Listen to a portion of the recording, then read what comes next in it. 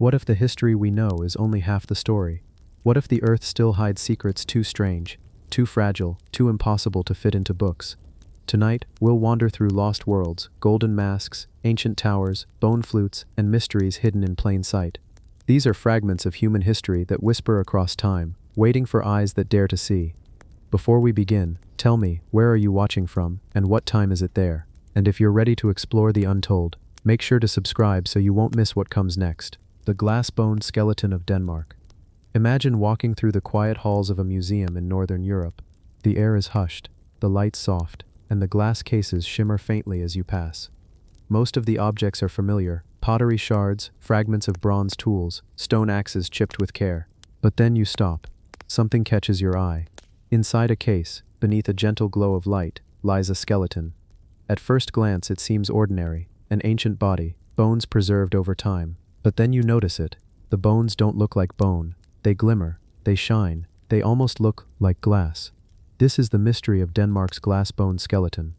Archaeologists discovered it during an excavation of a burial site, tucked away in soil that had kept its secret for centuries.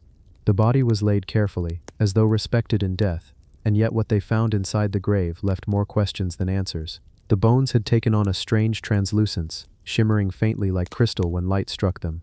Some described them as fragile, brittle, as if they had been carved from volcanic glass. Others whispered that they looked too deliberate, as if someone or something had transformed this human body on purpose. How could bone turn to glass? Scientists, of course, rushed to test theories. One idea suggested that minerals in the soil seeped into the skeleton, fusing with the calcium over centuries, and creating this fragile transformation. Another theory pointed to fire. Could the grave have been subjected to intense heat, fusing the body's remains into something like obsidian? But neither explanation felt complete. Soil alone couldn't account for the eerie translucence, and the bones showed no signs of burning or ash. For those who first stood over this grave, the feeling was something else entirely. They weren't just looking at preservation, they were staring into a person's body that had been altered by some unknown process. A transformation, halfway between human flesh and raw geology. Some whispered it was ceremonial, that perhaps this individual was no ordinary person, maybe a priest, maybe a seer, maybe someone believed to hold powers beyond this world. Could ancient people have intentionally changed the body, using minerals, heat, or ritual methods long since forgotten? Could they have turned flesh into something eternal, shining, unbreakable? And then comes the larger question: if this was done intentionally, where are the others? Why is there only one glass-bone skeleton? Or have there been more, lost, misidentified, hidden in boxes in museum basements, waiting to be rediscovered? The story deepens when you imagine the burial itself. Picture the ancient landscape of Denmark, thousands of years ago. A cold wind sweeping over fields of grass. Communities huddled in wooden huts, living with the rhythms of the seasons. In this quiet world, someone dies, and instead of being buried in the ordinary way, their body is placed carefully, surrounded by objects of meaning, maybe offerings, maybe signs of status. And then something else happens. A process, a ritual, a natural accident so rare that it feels supernatural. By the time the grave is uncovered in modern times, what remains is not just bone, but something transformed, something caught between the natural and the unnatural.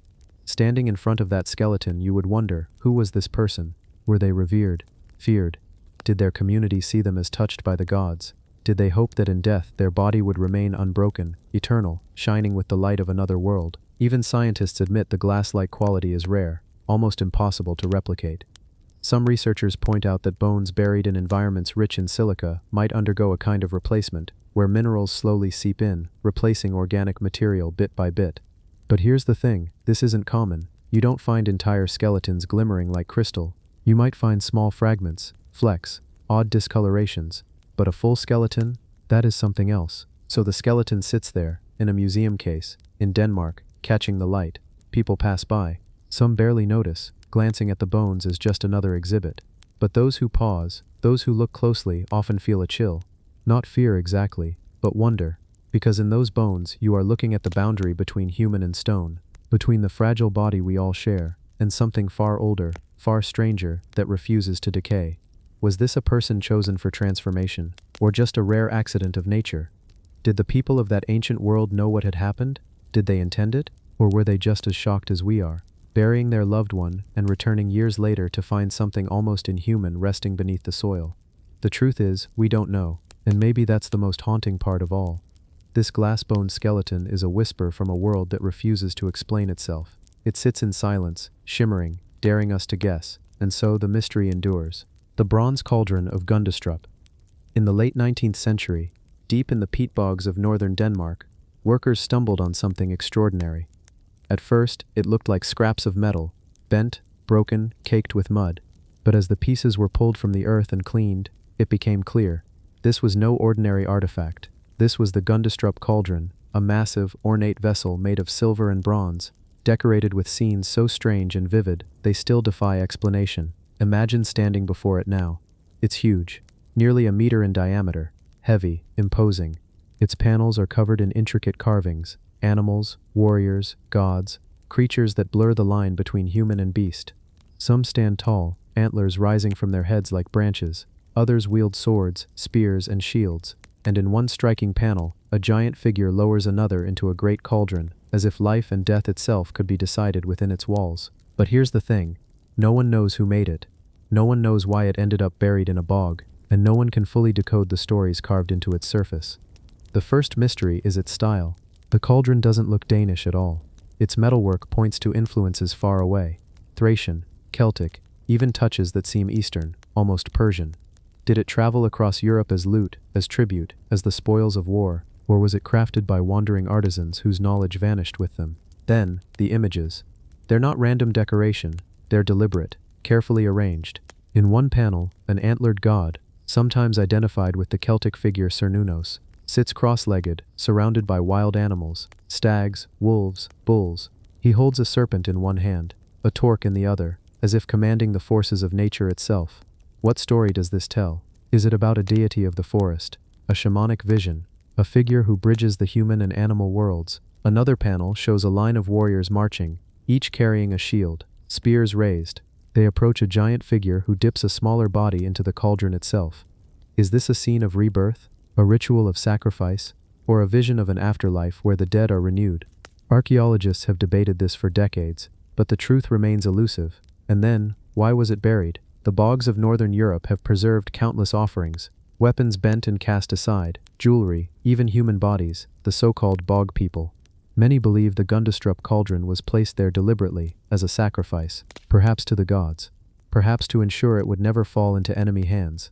Imagine the scene, a group of priests or warriors carrying this massive glittering vessel to the water's edge, chanting maybe, torches flickering against the dark, and then, with effort, lowering it into the bog where it would vanish beneath the still, black water. If it was an offering, it was beyond valuable. The sheer amount of silver alone would have been immense, but combined with the workmanship, the symbolism, the size, it was priceless. To bury it meant giving up something extraordinary, which raises another question: what were they asking for in return? Some say the cauldron was linked to ideas of rebirth and immortality, a vessel not for cooking food, but for transforming the soul. If you look at its carvings with this in mind, you see more than warriors and animals. You see a cycle: death, offering, renewal, a promise that life could continue beyond the grave. If that's true, the Gundestrup cauldron may not just be art, it may have been a tool for guiding the dead. But there's another angle. Some scholars argue it was never meant for ritual use at all. Instead, it could have been a trophy. Imagine a warlord or a chieftain displaying it as proof of conquest. It would have been impossible to ignore, shining, enormous, unlike anything the locals had ever seen. Perhaps it was paraded, shown off at feasts, proof of wealth and power. And then, when the warlord died, it was given up, swallowed by the bog, buried alongside his legacy. And yet the carvings don't feel like mere decoration, they feel like a code, one we still can't read. The animals, the gods, the warriors, the serpent, they speak to a worldview that is both alien and familiar. A belief system rooted in nature, cycles and sacrifice. But its details, its meaning, its true story remain silent. Today, the Gundestrup cauldron sits in the National Museum of Denmark, reconstructed from its scattered pieces.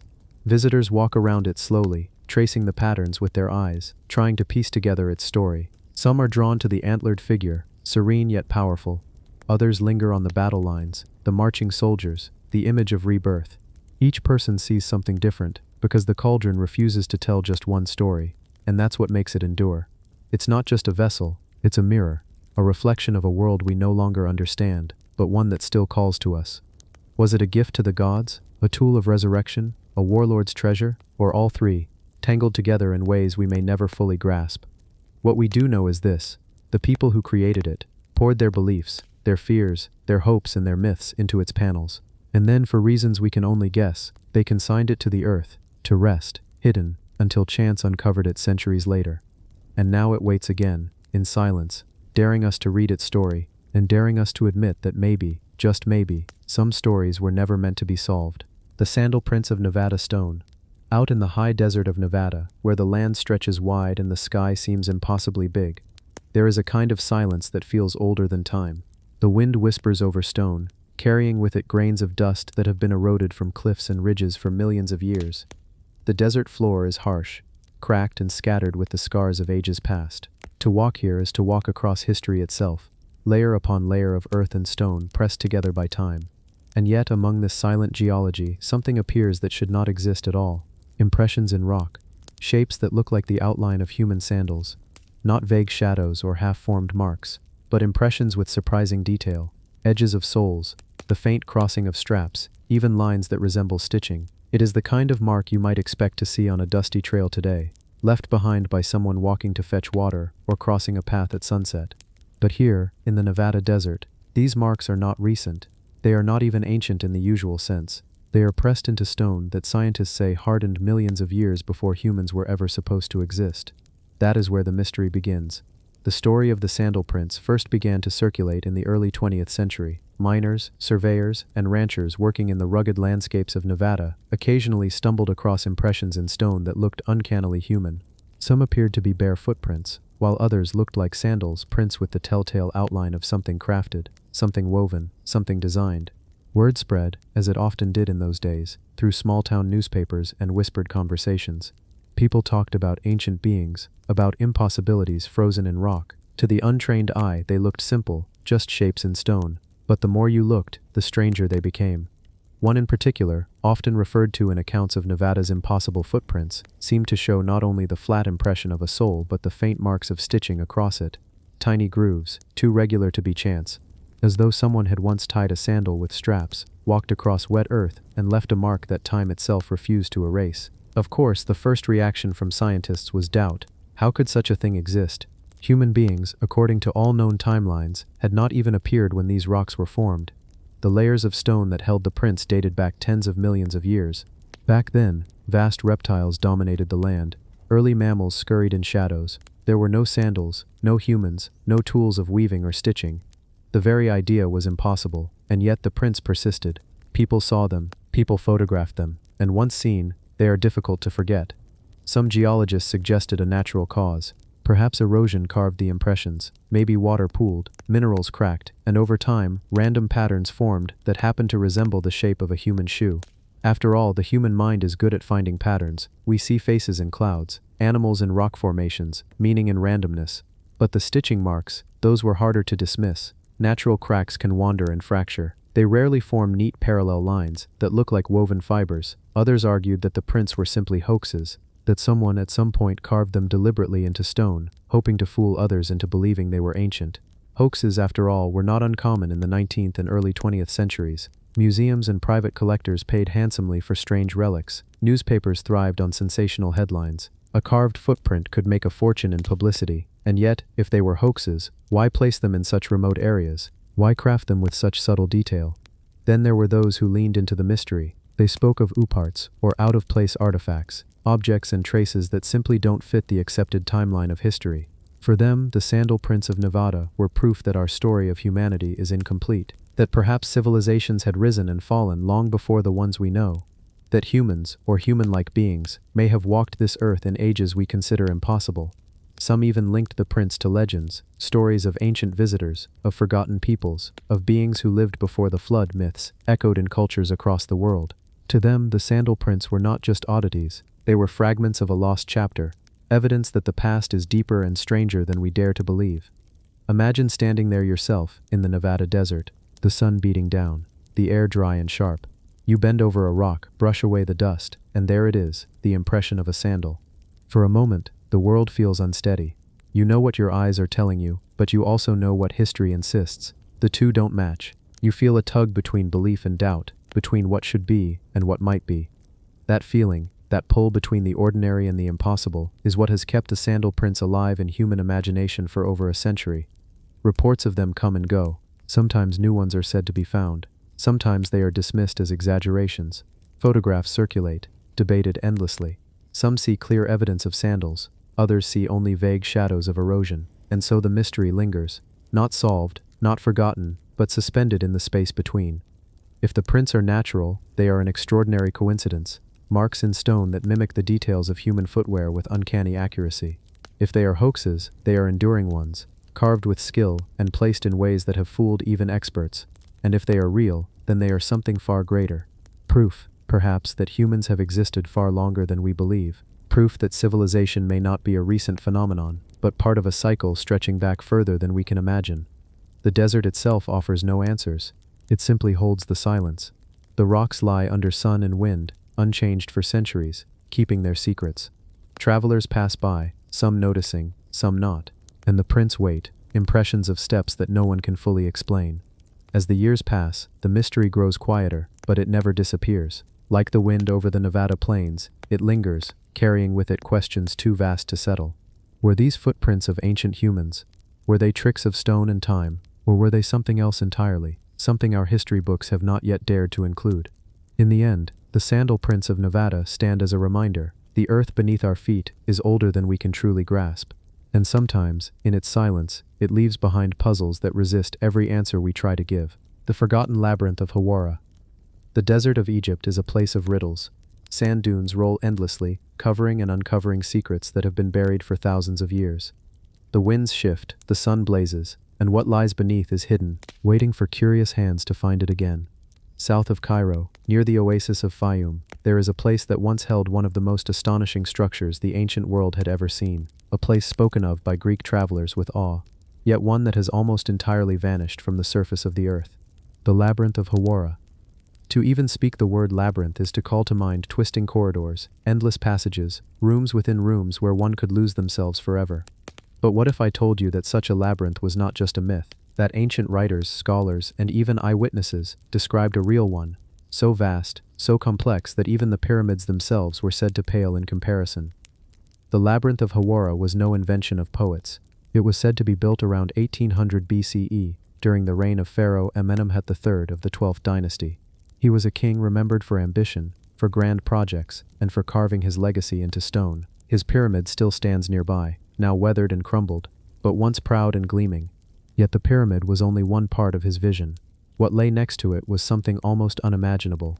Herodotus, the great Greek historian of the 5th century BCE, visited Egypt and wrote of the labyrinth. His words, preserved across millennia, still astonish. It is greater than words can tell. Even the pyramids themselves cannot compare with it. It has 12 covered courts, 6 facing north and 6 facing south, all together surrounded by one wall. There are also rooms of 2 kinds, some underground and some above ground, 3,000 in all, 1,500 of each kind. I went through the rooms above ground and found them greater than all words can say. The passages through the rooms and the varied turnings through the courts, which were full of great delight. I went through and came to a roof, which was all of stone. The walls were covered with carved figures, and each court was set round with pillars of white stone, very finely fitted together. 3,000 rooms, pillars of white stone, walls carved with intricate reliefs, a roof made entirely of massive stone slabs. This was no simple temple, no modest palace. This was an architectural wonder that defied imagination. And yet, what remains of it today? Almost nothing. The desert has swallowed it, centuries of stone being quarried, earthquakes shaking its foundations, and the slow march of time have reduced the labyrinth to rubble, buried beneath the sands. Where Herodotus once walked, where ancient priests once guided visitors, there are now broken fragments, half-buried blocks, and silence. But here is where the mystery deepens. If Herodotus exaggerated, perhaps we could dismiss the story as fanciful. Yet he was not the only one. Other ancient writers, including Strabo, Diodorus Siculus, and Pliny the Elder, also described the labyrinth in detail. They too marveled at its scale, its complexity, its overwhelming presence. Strabo, writing in the 1st century BCE, said, "It is a great palace, composed of as many palaces as there were nomes, provinces in Egypt, for it had 12 courts, all covered, with gates facing one another, and long ranges of halls connected by porticos, supported by rows of pillars. It has endless winding passages, some going one way and some another, so that no one can find their way in or out without a guide. Even for them, scholars and travelers of the ancient world, men familiar with temples, palaces, and wonders, the labyrinth of Hawara was something unique. But if it was so great, so vast, why has it disappeared? Why do we have only fragments left? Some archaeologists argue that it was dismantled over time, its massive stones repurposed for other building projects, its courts abandoned after Amenemhat's death. The pyramid nearby eventually collapsed, and without maintenance, the labyrinth crumbled too. But others suggest something stranger. What if the labyrinth was deliberately buried? What if its underground chambers, the ones Herodotus mentioned, were sealed, hidden away to protect whatever lay inside? And this brings us to one of the most tantalizing questions of all. What was the labyrinth for? Was it a palace? A temple? A vast administrative center? Some scholars think it may have been a kind of centralized archive, where the records of all Egypt's nomes, the provinces of the kingdom, were gathered. Imagine thousands of years of history, law, and ritual carved into papyrus and stone, stored in chambers guarded by priests. A library unlike any we've known. Others think it was funerary, a massive mortuary complex connected to Amenemhat's pyramid, designed to awe, to confuse, to keep intruders from disturbing sacred spaces. If so, it worked. Even the ancient Greeks, with their keen eyes and curiosity, admitted that without guides they would have been hopelessly lost. But then there are whispers of something more. What if the labyrinth held secrets older than Amenemhat? What if he was not the creator, but merely the inheritor of a structure whose origins reached back further? Some traditions suggest that the labyrinth contains sacred knowledge passed down from before the flood, from an earlier age of the world.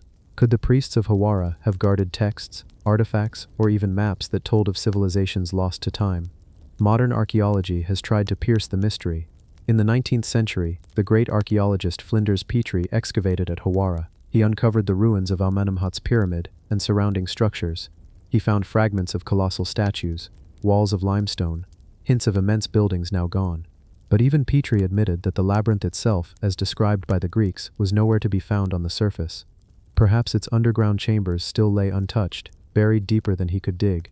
In the 2000s, a project known as the Mataha expedition used ground-penetrating radar near Hawara. What they claimed to find is astonishing. Vast geometric patterns beneath the ground, stretching far wider than expected, with indications of massive stone structures lying buried.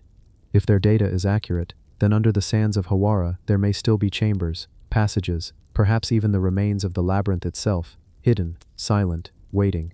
And yet, despite these tantalizing clues, little has been done. Bureaucracy, politics, and Egypt's delicate archaeological priorities have left Hawara largely untouched. The desert keeps its secrets. So we are left with questions. Was the labyrinth truly as great as the ancient writers claimed? Were there really 3,000 rooms, carved walls, endless corridors? Or was it a combination of exaggeration and imagination, a wonder magnified by rumor? And if it was real, if deep beneath the sands of Hawara the labyrinth still lies waiting, then what knowledge does it contain? Ancient records, forgotten technology, or simply the silent, empty halls of a king's ambition? To walk through it, as Herodotus once did, would be to step into the very heart of mystery. Imagine wandering those endless halls, the air cool and still, the walls carved with images now lost to us.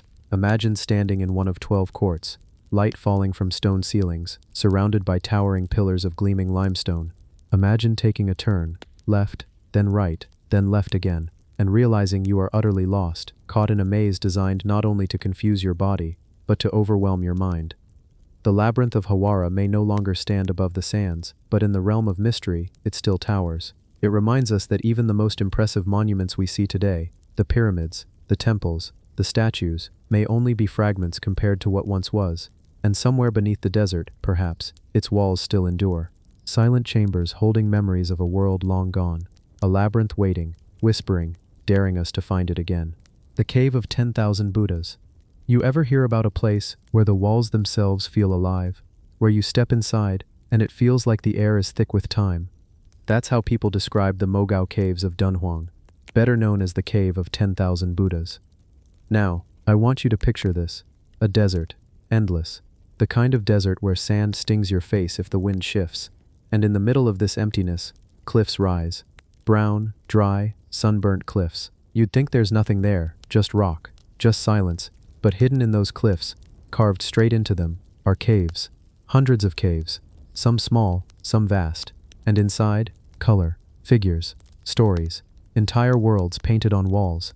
The story begins way back, around the year 366 AD, A monk, named Yuezun, was traveling through this desert, alone, tired, maybe looking for a place to pray, and he sees something, a vision, 1,000 golden Buddhas, shimmering against the cliff. Can you imagine that? A desert sunset, sand in the air, light bending, and suddenly, visions of Buddhas everywhere. He takes it as a sign. He starts carving. One cave, just a meditation spot. But word spreads. Other monks come. Patrons come. Merchants traveling the Silk Road stop, donate, fund paintings, and over centuries, one cave becomes hundreds. Now slow down with me here. I want you to feel this. Step with me inside one of these caves. You duck your head. The air cools immediately. You smell stone, dust, maybe a faint old incense burned long ago. It's dark, but your eyes adjust, and then you see them. Murals, everywhere. Buddhas seated cross-legged, rows and rows. Bodhisattvas, standing tall. Angels in flowing robes. Kings, queens, merchants, farmers. Scenes of daily life, painted in pigment that somehow survived more than 1,000 years. Reds, blues, golds. Some colors still glowing as if painted yesterday. It's overwhelming. Imagine being a monk walking in for prayer. The silence, the candlelight flickering across golden halos, shadows stretching across painted ceilings. You'd feel like you'd stepped into another world. But here's the mystery. Among the caves, one was sealed, perfectly sealed. For almost 1,000 years, nobody knew what was inside. Then, in 1900, a Taoist monk named Wang Yuanlu discovered it. When he broke through the wall, he found a treasure unlike anything else. Tens of thousands of scrolls, sutras, scriptures, contracts, letters, paintings on silk. Even the world's oldest printed book, the Diamond Sutra from the year 8068. Why was it sealed? Nobody knows for sure. Was it to protect the scrolls from invaders? Was it because the monks thought they were sacred, too holy to destroy, but too fragile to use? Or was it meant to be reopened in the future, as a message to us? That mystery has never been solved, and it doesn't end there. When the manuscripts were discovered, explorers from Europe and beyond rushed in. They carried away boxes, thousands of manuscripts now scattered in museums across the world. Some say stolen, some say rescued. But the truth is, many are missing, lost forever, and that sealed cave, that time capsule, will never be whole again. Now pause with me here. Imagine being the one to open that hidden chamber. You light your lamp, the flame flickers, and the light falls across scroll after scroll stacked against the wall, dust rising into the air. Silence so deep you hear your own breath echo, and you realize, no one has been here for nearly 1,000 years. You're standing in a room of voices from the past, frozen, waiting. That's what the Cave of 10,000 Buddhas is. Not just art, not just religion, but memory itself. Memory carved into walls, painted into stone, sealed into caves. Some caves show paradise, others, hell. Some show donors, ordinary people, their faces painted carefully, wearing robes, jewelry, even foreign clothes. Because remember, Dunhuang was on the Silk Road. This was the crossroads of civilizations. Indian monks bringing stories, Persian merchants with spices, Central Asian traders with horses, Chinese scholars with texts, and all of them left marks on the walls. So when you stand inside a Mogao cave, you're not just seeing Buddhism, you're seeing a map of humanity, cultures mixing, ideas flowing, languages crossing, and yet, not everything has survived. Time has eaten away at the walls. Some murals flake and fall. Sandstorms have sealed some caves. Looters have cut murals right off the stone. What you see now is only a fraction of what once was. Still, the feeling remains that if you're quiet enough, if you breathe slowly, if you run your fingers near the painted stone, you're brushing against time itself. Some scholars believe the caves hide more secrets. Caves never opened, still sealed beneath sand. Rooms that collapsed and might one day be uncovered. Maybe even more libraries, hidden like Cave 17. The desert hides things. It buries them, then gives them back centuries later. And maybe, that's why the Mogao caves feel so alive. Because they're not just ruins. They're still breathing, still whispering. So think about this. A vision of 1,000 Buddhas led one monk to carve into stone. That act sparked centuries of devotion, art, and preservation. And now, over 1,600 years later, we're still talking about it. Still wondering, still searching. That's the power of the Cave of 10,000 Buddhas. The bronze drums of Dong Son. Close your eyes for a second. Imagine standing in a humid valley in ancient Vietnam. The air is heavy, wet, full of the sound of insects, the smell of soil after rain.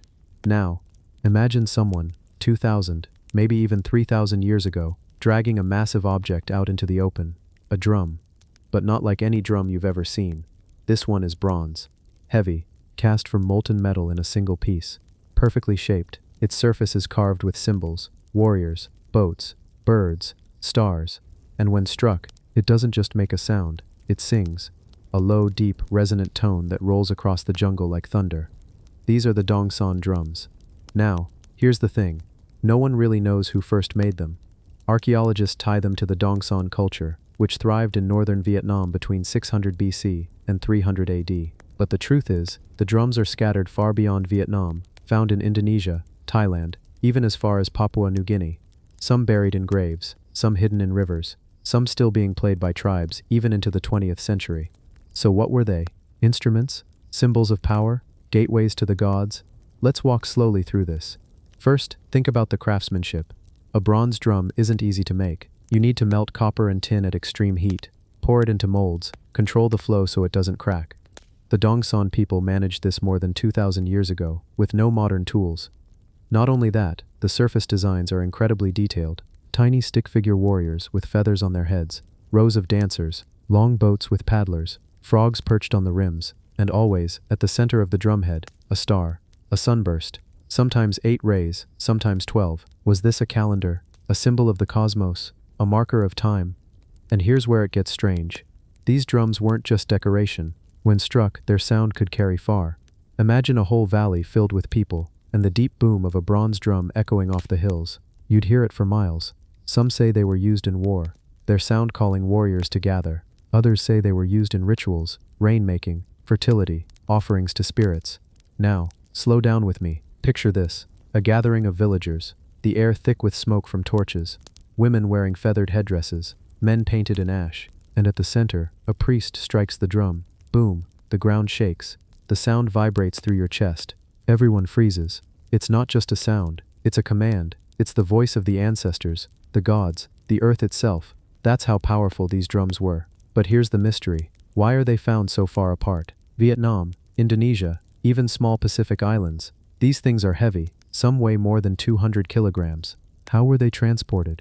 Did the Dongsan people sail across the seas, trading drums like treasures? Or did other cultures copy the idea, spreading the tradition like ripples across the ocean? Archaeologists still argue about this. Some think the Dongsan were seafarers, spreading their influence wide. Others think the drums were so valuable, they were gifted, carried by hand, passed down for generations until they ended up far from their origin. And there's more. Some drums have been found buried in rivers, as if they were sacrifices. Imagine that. People dragging these massive bronze treasures into the water, letting them sink. Was it to call for rain, to honor water spirits, or to hide them from enemies? No one knows. Even the designs confuse researchers. The boats carved on the drums, they have tall prows, many paddlers. They look advanced, almost like fleets. Some believe they show long-distance voyages, proof the Dongsan people were explorers. Others think they're purely symbolic, journeys of the soul into the afterlife. And those frogs on the rims, why frogs? Some think they symbolized rain, fertility, rebirth. Because in Southeast Asia, frogs sing before the rains come. Imagine the ritual, striking the drum, its voice rolling across the land, while frogs carved into it seemed to join in, promising the rains would follow. Now let me take you deeper. There are stories, legends from mountain tribes in Vietnam that say the sound of the drum could awaken spirits, that when a drum was struck, ancestors rose, listening, that the dead could hear. That's why some drums were buried in graves, placed with chiefs and warriors, to give them a voice in the next world. But not all was reverence. In some places, the drums were broken, smashed, buried in pieces. Was this deliberate? To silence them, to stop their power, or perhaps to release whatever spirit lived inside? Here's another layer. In the 19th and 20th centuries, some of these drums were still being used by remote tribes in Indonesia, not as relics, as living instruments.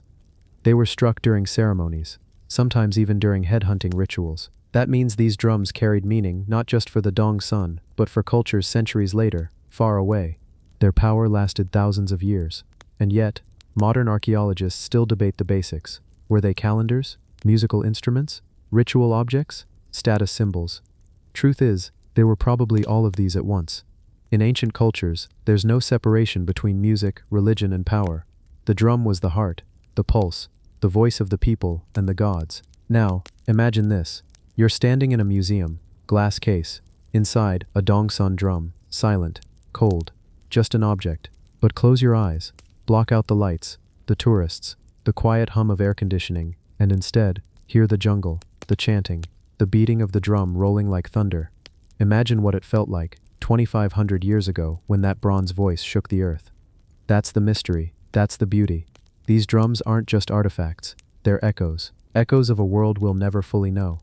So the next time you think about history, remember this: not everything is written, some of it is carved in bronze, some of it is buried in rivers, some of it is carried in sound, vibrations that once moved through the chest of every man and woman standing in a circle around a drum.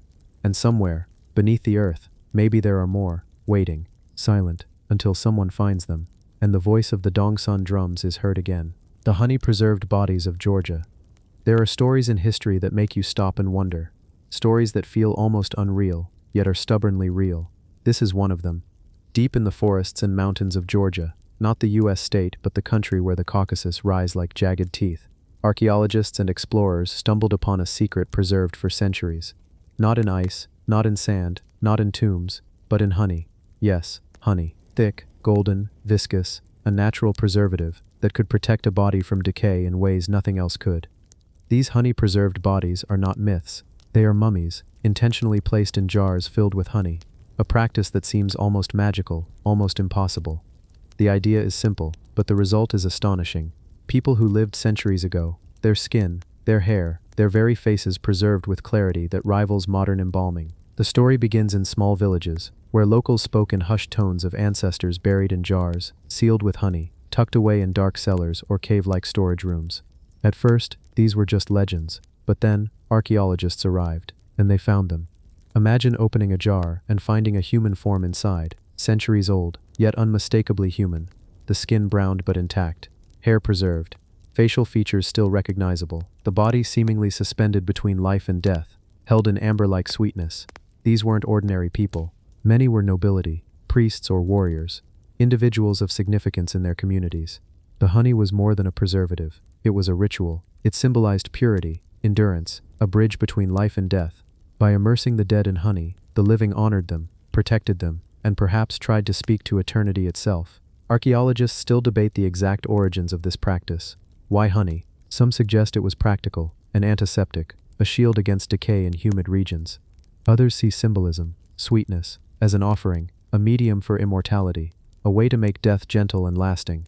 Step slowly with me through a reconstruction of one of these burial chambers. Picture the jars lined against walls carved from stone. Some are small, only a foot or two tall, perfect for children. Others are imposing, almost life-size, made for adults, each jar carefully sealed. The aroma of honey still faint in the air. Centuries later, and when the archaeologists carefully remove lids or peels away wax seals, there they are, bodies frozen in time, honey glinting against their skin, hair still flowing, as if the sweetness itself held them suspended in life. The attention to detail is astonishing. Hands often folded over chests, feet aligned perfectly. Some bodies show ritual adornments, necklaces, rings, amulets. It's clear these were not casual burials, but carefully prepared rites, where honey was both shield and offering. Now think about the science behind it. Honey contains natural enzymes and acids that prevent bacteria and decay. It's almost miraculous. Combined with sealed jars, it creates a microenvironment, a capsule that defies time. And yet it's natural, nothing artificial, no embalming fluids, no chemical intervention, just honey, patience, and the will of those who buried their dead carefully, reverently. And there's the mystery. How widespread was this practice? Was it unique to certain regions? Were there spiritual beliefs tied to the honey that we no longer understand? Some jars show traces of pollen, spices, or herbs, perhaps part of ritual magic, part of preservation. The truth remains partly hidden in the sweetness of history. Imagine being among the first people to find one. The jar top comes off. The air carries a faint scent of the centuries-old honey. You see the body, preserved in golden light. You run your fingers along the edges of the jar, but you dare not touch the body itself, because even after hundreds of years, it feels alive. Not in the way of the living, but in the stubborn endurance of flesh and bone, of ritual and memory, of human hands that worked carefully to preserve something precious. And then, step back and think about the stories these bodies could tell. Families, villages, ancient hierarchies, lives lived and honored, wars, harvests, celebrations, mourning, every wrinkle preserved in honey, every hair held in amber suspension, every pose telling a story about a culture, its values, its beliefs. Some of the jars were broken or looted in centuries past. Some preserved completely. Many are now housed in Georgian museums, behind glass, silent witnesses to human ingenuity and devotion. Visitors can only imagine the ceremonies, the prayers, the hands that carefully poured honey over their dead. Yet, even today, there are rumors of hidden jars in remote villages, still secret, still waiting. The practice may have been forgotten by modern generations, but the honey still works its magic, holding fragments of history until rediscovered, and perhaps that's the most haunting part. This isn't just preservation, it's a dialogue across time. The honey carries whispers from the past. Every visitor, every researcher, every story told about the honey-preserved bodies is another echo, another layer of human curiosity meeting human ingenuity. These jars, these bodies, these rituals, they challenge what we think we know about death, about preservation, about the care and reverence humans have always felt for one another. And the mystery lingers.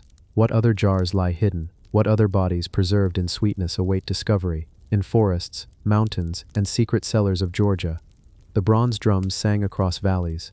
The honey mummies whisper from their jars, and both remind us, the past is never truly silent. It waits, patient, sweet, and stubbornly, impossibly alive in its own way. The whalebone masks of the Arctic. Far in the Arctic, where the sun barely rises in winter and barely sets in summer, communities have lived for thousands of years, adapting to one of the harshest climates on Earth. Imagine endless ice, wind biting at your face, the sea frozen into a flat white expanse. And in this land, people didn't just survive, they thrived. They hunted, fished, and built a culture that balanced the extremes of cold and life. But among the most mysterious artifacts discovered in these frozen regions are masks carved from the bones of whales. Now think about that for a moment. Whale bones are enormous, heavy, and rigid, yet ancient Arctic communities found ways to shape them, to carve them into intricate masks. Some show faces, human-like features with elongated noses, hollow eyes, fierce expressions.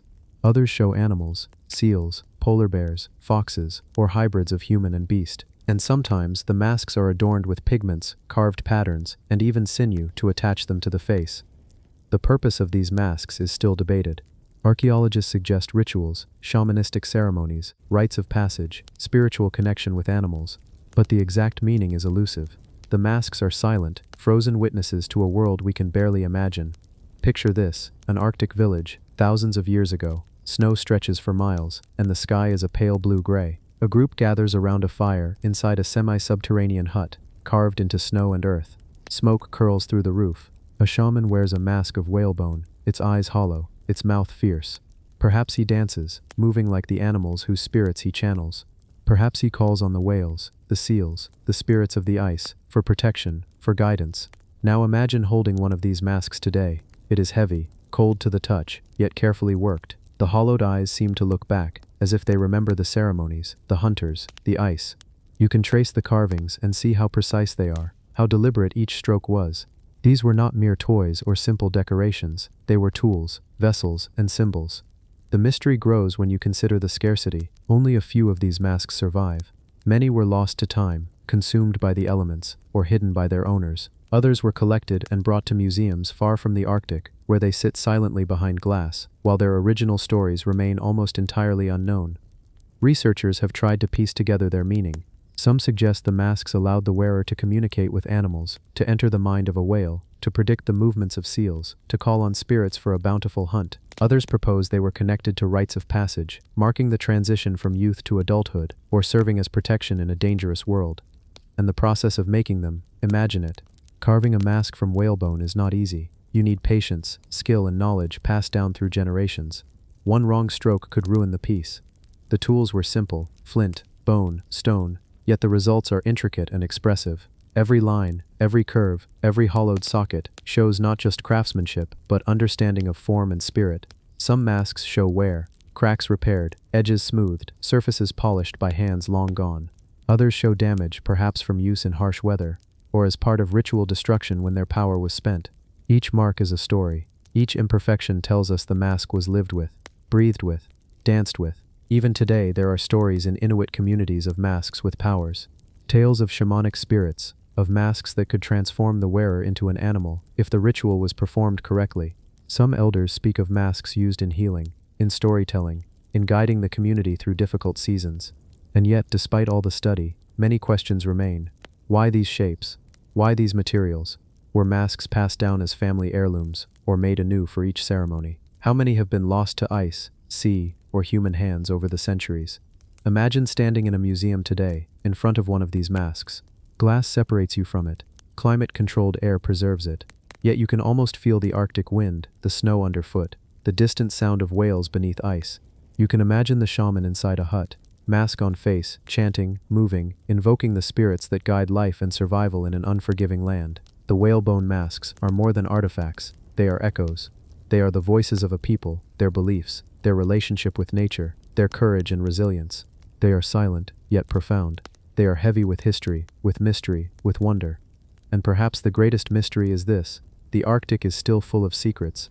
Beneath the ice, beneath the snow, there may still be masks, hidden from the world, waiting for someone to find them, waiting to tell their story, waiting to sing again, in a place where sound travels across ice and water, across centuries, carried in the bones of whales and the hands of those who once walked the frozen land. These masks remind us that human creativity, belief, and ritual are not confined by climate, geography, or time, that even in the harshest conditions, humans have always found ways to connect, to honor, to preserve. And in these silent whale bones, we hear a whisper of that connection, reaching across centuries, waiting for us to listen. The shadow puppets in a Tang tomb. In the rolling hills of ancient China, during the Tang dynasty, a period of great artistry, trade, and culture, a discovery was made that has puzzled historians and archaeologists ever since. A tomb, unassuming on the outside, but inside, a collection of shadow puppets unlike any seen before. These were not toys, not mere decorations. They were crafted from delicate leather, meticulously cut, painted with vivid colors, and assembled with intricate joints to bring them to life. And yet, their purpose remains a mystery. Imagine entering the tomb. The air is dry, the soil pressed tight against stone walls. In niches and compartments lie the puppets, some small, some nearly life-size. Their limbs are articulated, eyes carefully painted, and tiny rods attached so they could move. Even after centuries underground, the colors persist, reds and golds, blues and blacks, each puppet a frozen figure from a long-lost performance. These shadow puppets were likely connected to rituals of the afterlife. The Tang dynasty believed that art, music, and storytelling could guide the deceased, entertain spirits, and ensure a peaceful journey into the next world. But the exact performance these puppets were used for, the stories they enacted, have been lost. Only the puppets remain, silent witnesses to ceremonies we can only imagine. Think about the craftsmanship. Each puppet took hours, perhaps days, to create. Artists cut fine holes for joints, painted expressions with astonishing detail, and even added elaborate costumes. Some puppets represent humans, scholars, dancers, warriors. Others depict animals, mythical creatures, dragons, phoenixes. Each one tells a story frozen in time, a narrative we can no longer fully hear, but one that continues to speak through the careful carving and color. Step back for a moment. Picture a performance in a Tang Dynasty hall, lanterns casting soft, flickering light on a screen, shadows moving gracefully across cloth, telling tales of gods, heroes, and spirits. The audience watches in awe, completely absorbed. And now, centuries later, those puppets lie in the darkness of a tomb, separated from the stage but preserving a fragment of that lost performance. Archaeologists have studied these puppets extensively, but many questions remain. Why were they placed in tombs? Was this common practice, or a unique ritual for a high-ranking individual? Did the puppets serve to entertain the deceased, to protect them, or to symbolize something far more abstract, perhaps the continuity of life and art beyond death? Some of the puppets show wear, evidence that they were used in life before being buried. Others appear untouched, created specifically for the tomb. The combination of used and new puppets suggests a careful selection, a deliberate arrangement, a story meant to accompany someone into the afterlife. Imagine holding one of these puppets in your hands. The leather is supple, the joints still move, the paint still gleams faintly. Tiny details, a brush stroke for an eyebrow, a line for a mouth, a fold in a costume, reveal the painstaking care of an artist who lived 1,000 years ago. This object, crafted with such love and precision, was meant for a world we can no longer fully access, and yet the mystery deepens. Some scholars argue that the puppets might have had a more symbolic role. Perhaps they weren't just for entertainment or ritual. Perhaps they represented the power of performance itself, a bridge between the living and the dead, the material and the spiritual. The puppets' shadows, cast against a screen, may have been more real than the figures themselves, echoing the idea that life and memory are inseparable, fleeting yet eternal. Even more intriguing are the images depicted on the puppets, scenes of banquets, dances, hunts, and mythological narratives. These illustrations give us glimpses of Tang society, its hierarchies, its myths, and its values. But why these specific stories were chosen for the tomb remains unknown. Were they the favorite tales of the deceased? Were they meant to instruct, comfort, or protect? Now imagine being an archaeologist uncovering this tomb. Layer after layer of earth is removed. The puppets, fragile yet resilient, emerge from the soil. Careful hands dust them off, revealing their colors and forms. The excitement is tempered by respect. Each puppet is fragile, ancient, carrying with it centuries of silence and mystery. And as you place them in a museum display, behind glass, their shadows fall upon the walls, faint but suggestive.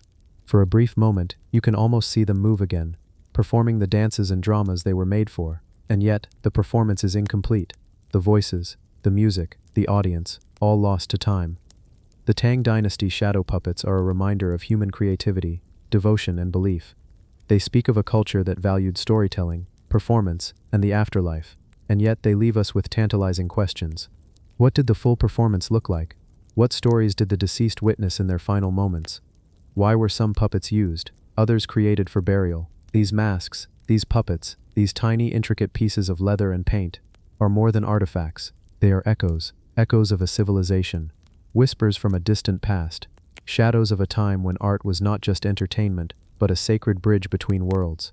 And perhaps the greatest mystery is this: somewhere, in another tomb, another set of puppets waits, hidden from view, preserving a story we are not yet ready to hear. And when they are discovered, they may reveal secrets of performance, ritual, and life in a way that will make us reconsider what we know about the Tang Dynasty, and about the ways humans have always sought to connect with the world beyond. The Whispering Stones of Royston Cave. Deep beneath the streets of Royston in England lies a secret carved into stone, a small, unassuming cave, hidden from the casual passerby. Yet inside, it holds mysteries that have puzzled historians, archaeologists, and visitors for centuries. They call it Royston Cave, but some whisper that it should be called the Cave of Whispers, for the stones themselves seem to speak, if you listen closely. The cave is small, circular, carved into the chalk. Its walls are covered with strange, enigmatic symbols. Some depict crosses and angels. Others show strange, almost alien patterns that defy easy interpretation. There are shields, animals, stars, and figures that seem half human, half mythical. Every carving feels deliberate, precise, as if the hands that made them had a story, a ritual, or a message they wanted to preserve. No one knows exactly when the cave was carved. Some researchers date it to the 14th century, while others argue for earlier origins, even as far back as the pre-Christian era. The truth is lost in time, leaving only speculation and imagination. Who made it? Why? And what did the carvings mean to them? Imagine descending into the cave for the first time. The entrance is narrow, a simple opening in the earth. Step inside, and the air changes, cooler, still, almost sacred. Your footsteps echo softly on the chalk floor. As your eyes adjust, the carvings emerge from the dim light. Each one tells a fragment of a story whose full meaning has been swallowed by centuries. Some historians believe the cave was connected to the Knights Templar, a secretive order whose activities have fueled legends for centuries. Others suggest it was a hermit's sanctuary, a place of private devotion. Another theory posits pagan origins, a site where rituals, ceremonies, or astronomical observations were performed. Yet none of these theories fully explain the carvings, the precision, or the eerie sense that the cave was more than just a simple shelter. The carvings themselves are hypnotic. Some depict geometric patterns, circles within circles, triangles, and lines that intersect at impossible angles. Others are more literal, animals like lions, birds, and mythical creatures carved with care, their eyes seeming to follow you as you move. There are symbols that remain completely unidentifiable, mysterious sigils that defy classification. And some carvings appear layered, as if the cave was used over generations, each group adding their own marks, their own messages, leaving the cave a palimpsest of devotion, secrecy, and mystery. Step closer to a carving of a human figure, hands raised in a gesture that could be prayer, warning, or invocation. The chalk is worn smooth in places, hinting at centuries of touch, of hands seeking connection, understanding, or guidance. You can almost feel the people who came here long ago, their intentions, their fears, their hopes, preserved in every stroke of the chisel. And then there is the whispering. The cave is quiet, but not silent. Sound behaves differently in such a hollow space. Voices carry, footsteps echo, and wind from the entrance sometimes rustles softly, creating the illusion of whispers. Some who have entered claim to hear voices, prayers, chants, or the echoes of ancient conversation. Others say the cave amplifies the imagination, blending past and present into a single haunting sensation. Archaeologists have documented the carvings extensively, but every theory seems to raise new questions. Was the cave a secret meeting place for forbidden rituals, a repository of religious knowledge, hidden from those in power? Or was it simply a solitary devotion, a sacred space where one could commune with the divine or the universe in silence? The cave's small size adds to its intensity. It forces you to slow down, to move carefully, to observe closely. Every inch of wall seems alive with intention. Nothing was left to chance. The creators understood the power of space, the weight of stone, and the way human perception interacts with light and shadow. Imagine the generations that have passed since the cave was first carved. Wars, plagues, kings and peasants have come and gone above ground, yet below the streets of Royston, the cave remains unchanged. The stones still whisper, the carvings still endure, and the mystery continues to draw those who seek the unknown. There is a sense of eternity here. The cave doesn't just preserve carvings, it preserves questions. Questions about faith, secrecy, artistry, and the human desire to leave a mark on the world. Every visitor, every scholar, every curious soul adds another layer to the ongoing story of the Whispering Stones. Even today, some believe the cave holds secrets yet to be discovered. Hidden chambers, messages encoded in the carvings, or knowledge of rituals long forgotten. The cave resists full understanding, reminding us that not all history can be neatly catalogued, explained, or solved. Some mysteries endure because they are meant to. The Whispering Stones of Royston Cave are more than chalk and carvings. They are echoes of devotion, guardians of secrets, and silent witnesses to centuries of human curiosity, creativity, and reverence. And as you consider the cave, its walls, and the people who shaped it, you realize that some stories do not end, they wait, patient, for those willing to listen. The Gold Nails of Uruk.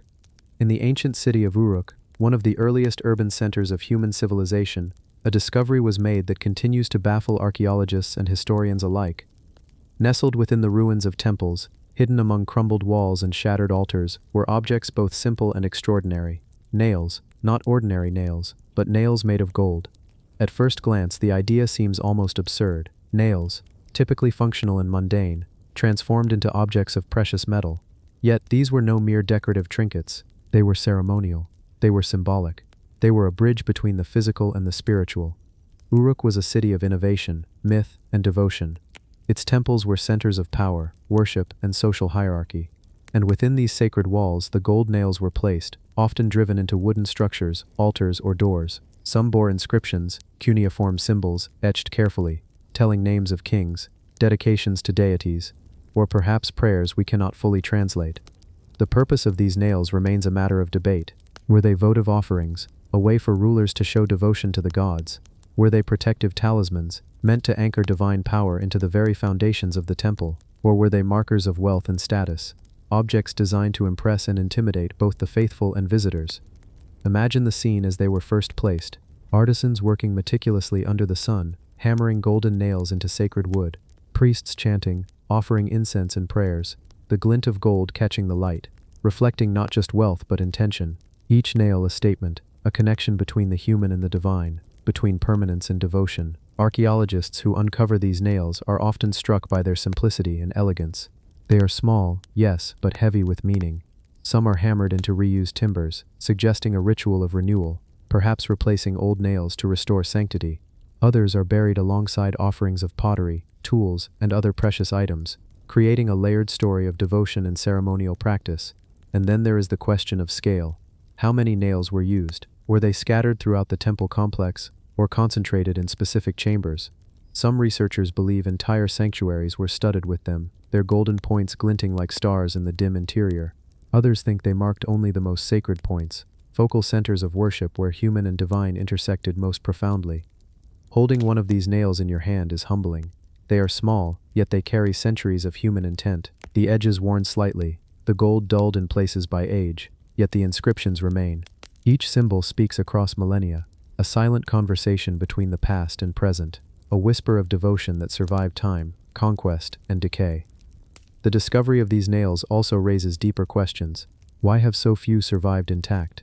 What was lost when temples crumbled, when cities fell, when looters and time stripped away everything else? And what do the nails tell us about Uruk's people, their beliefs, their priorities, their relationship with the divine? Some scholars have proposed that the nails were more than religious objects, they were political instruments. Perhaps they symbolized the king's right to rule, anchoring his authority into the very temples he governed. Perhaps each nail was an assertion, this space is sacred, under my protection, under the gods' watch. Imagine standing in the ruins of Uruk today. The wind sweeps through broken mud brick walls, dust settles over fragments of altars, and there, among the rubble, glints of gold catch the sunlight. Nails, once driven with purpose, now partially unearthed, remind us of human devotion, artistry, and ambition. The gold nails also speak to a paradox. The smallest of objects can hold immense significance. A nail is by definition utilitarian, yet here it becomes sacred. It becomes a message, a prayer, a mark of civilization itself. It is the tangible made spiritual, the ordinary made extraordinary. And as we consider these nails, questions emerge that may never be answered fully. Who placed the last nail in Uruk? What prayers were whispered over it? How many more remain hidden beneath layers of earth, waiting to be found? And perhaps most intriguingly, what does it mean that something so small, so easily overlooked, could carry such weight across millennia? The gold nails of Uruk remind us that history is not always found in monumental statues, grand palaces, or epic inscriptions. Sometimes it is hidden in the tiny, careful choices of people long gone, in objects placed with intention, reverence, and hope. And though we may never know the full story, the nails endure, silent, golden witnesses to devotion, to artistry, and to the mysteries of a world that continues to whisper to us from the past. The forgotten well of enigmatic skulls. In a quiet, overlooked corner of an ancient settlement, archaeologists discovered something both macabre and fascinating. A deep, stone-lined well filled not with water, but with human skulls. The site, now known to scholars as the Forgotten Well, immediately drew attention for its mystery and its eerie beauty.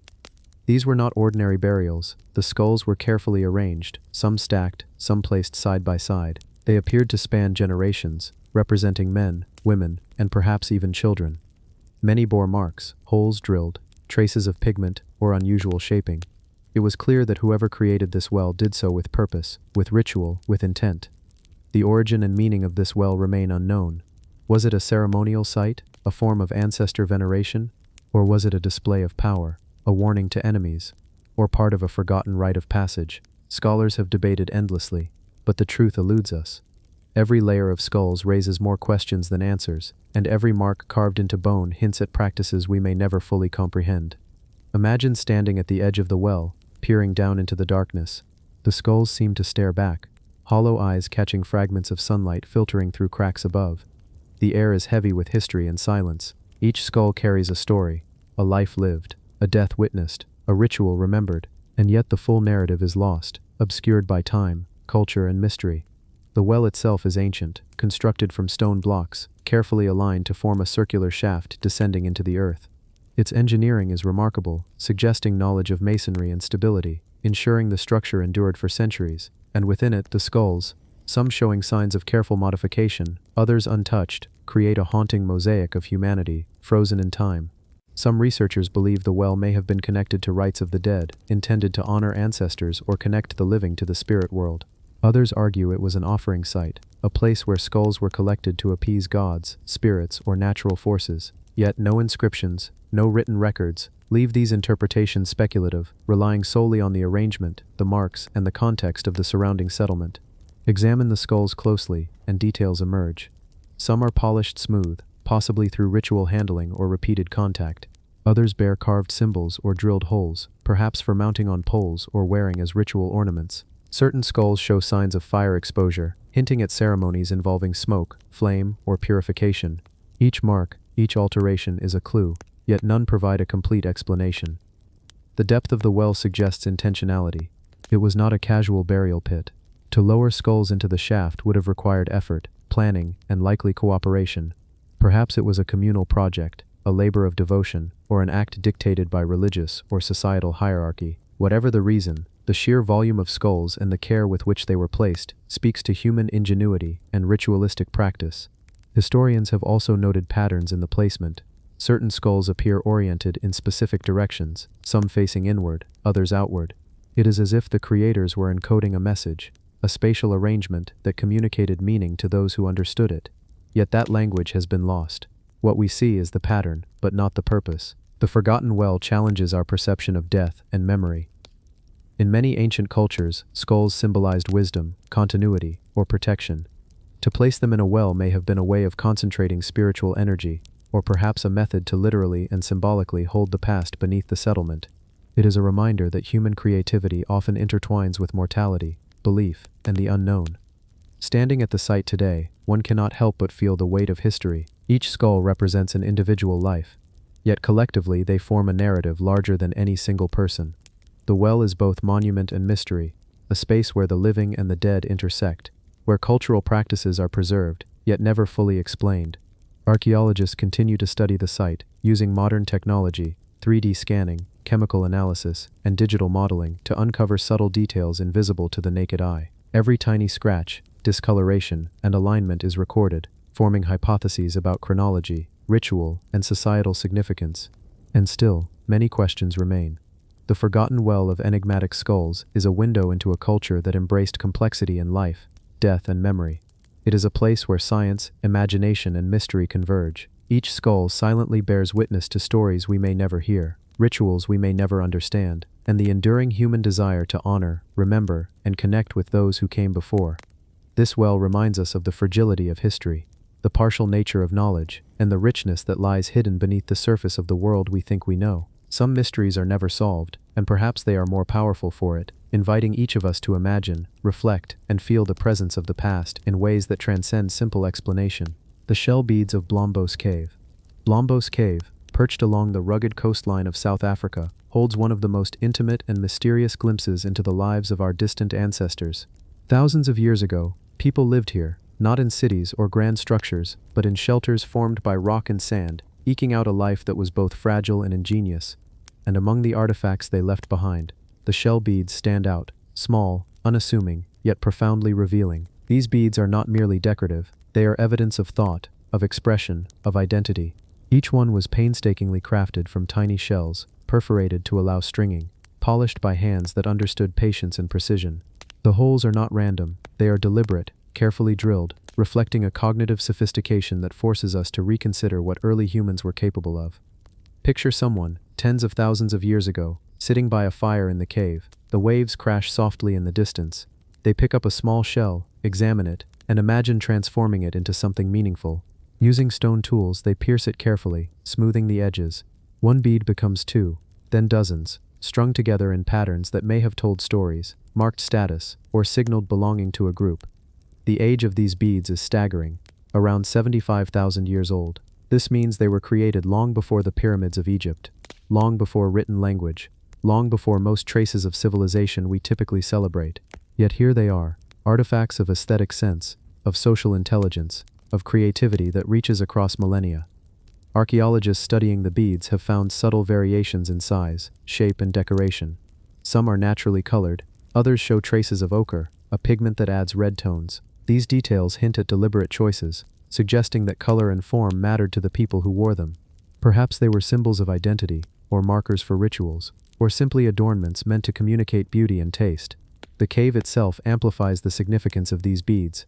Blombos Cave is layered with deposits spanning tens of thousands of years, each layer a snapshot of human activity, innovation, and adaptation. The beads sit alongside engraved pieces of ochre and stone tools, forming a tapestry of human life. Each object is a thread, and together, they tell a story of cognition, culture, and creativity. Imagine holding one of these beads today, tiny, light, smooth between your fingers. Despite the vast gulf of time, there is a sense of connection, a quiet resonance with a person who sat where you now stand, who felt the same wind, the same salt in the air, who imagined beauty in a small shell. Scholars debate the exact significance of the beads. Were they worn as necklaces, sewn onto clothing, or carried as talismans? Were they gifts, symbols of alliances, or markers of coming-of-age ceremonies? Each possibility opens a door to understanding the social and emotional life of early humans, a life that seems both foreign and deeply familiar. One of the most remarkable aspects of the Blombos beads is how they challenge our assumptions about the timeline of human sophistication. For years, many believed that symbolic thought and artistic expression were late developments in our species, but the beads prove otherwise. They are tangible evidence that tens of thousands of years ago, humans were already thinking abstractly, communicating ideas through objects, and shaping culture in ways that echo into the present. The act of crafting these beads also speaks to patience and skill. It is not a task completed in haste. Each drill mark, each polished surface, suggests an understanding of material and technique. It is a quiet, labor-intensive act of devotion, of imagination, of projecting the mind into the future, ensuring that these small artifacts would endure beyond a single lifetime, and endure they have. The beads survived millennia buried in sand and rock, shielded from erosion, preserved through chance and circumstance. Today they sit in museums and research labs, small windows into the minds of people long gone. They are evidence that the human need to create, to adorn and to communicate, is ancient, persistent, and universal. The shell beads of Blombos Cave remind us that complexity does not always reside in grandeur. Sometimes it is found in the smallest, most delicate objects, beads strung together, shells pierced with care, colors chosen for effect. They are echoes of thought, markers of identity, and symbols of a humanity that stretches far beyond our imagination. As we consider these beads, the cave, and the hands that made them, we are invited to reflect on continuity, how the need to express oneself, to belong, and to communicate bridges tens of thousands of years. And even though the people who crafted these beads are long gone, their creativity endures, quietly speaking to us through the smallest traces of their lives. The moon map of Knowth Tomb. Nestled in the heart of Ireland, the ancient site of Knowth holds secrets that continue to challenge our understanding of prehistoric Europe. Among its many treasures, one discovery stands out: carvings on the tomb stones that appear to depict the moon, a map of its phases, its cycles, and perhaps even celestial events that the builders of Knowth observed thousands of years ago. Knowth is part of the Brú na Bóinne complex, alongside Newgrange and Douth, monumental passage tombs constructed over 5,000 years ago. Yet what sets Knowth apart are its intricate stone carvings, thousands of them, etched with spirals, crescents, lozenges, and symbols that speak of a sophisticated awareness of the natural world. And one particular arrangement suggests an understanding of lunar cycles far beyond what most scholars had imagined possible for that time. Archaeologists who first documented the site were struck by the precision of the carvings. They appear in specific orientations within the tomb, aligned to capture light during solstices or equinoxes. Among these, a series of crescent shapes arranged sequentially seem to correspond to the waxing and waning of the moon. It is as though the tomb itself was a calendar, a celestial observatory, and a sacred monument, all in one. The purpose of this lunar mapping remains a matter of debate. Some believe it was purely ceremonial, used in rituals linked to fertility, agriculture, or death. Others suggest practical applications, guiding planting cycles, predicting tides, or marking significant temporal events in the community's life. Whatever the reason, the creators demonstrated an extraordinary understanding of astronomical patterns, combining art, science, and spirituality in ways that still inspire wonder today. Imagine the builders, thousands of years ago, carefully observing the night sky. They charted the moon over months and years, marking its shifts in light and shadow. They translated these observations into symbols, then painstakingly carved them into stones, destined to endure beyond their lifetimes. Each line and curve was intentional, a record of both their knowledge and their reverence for the cosmos.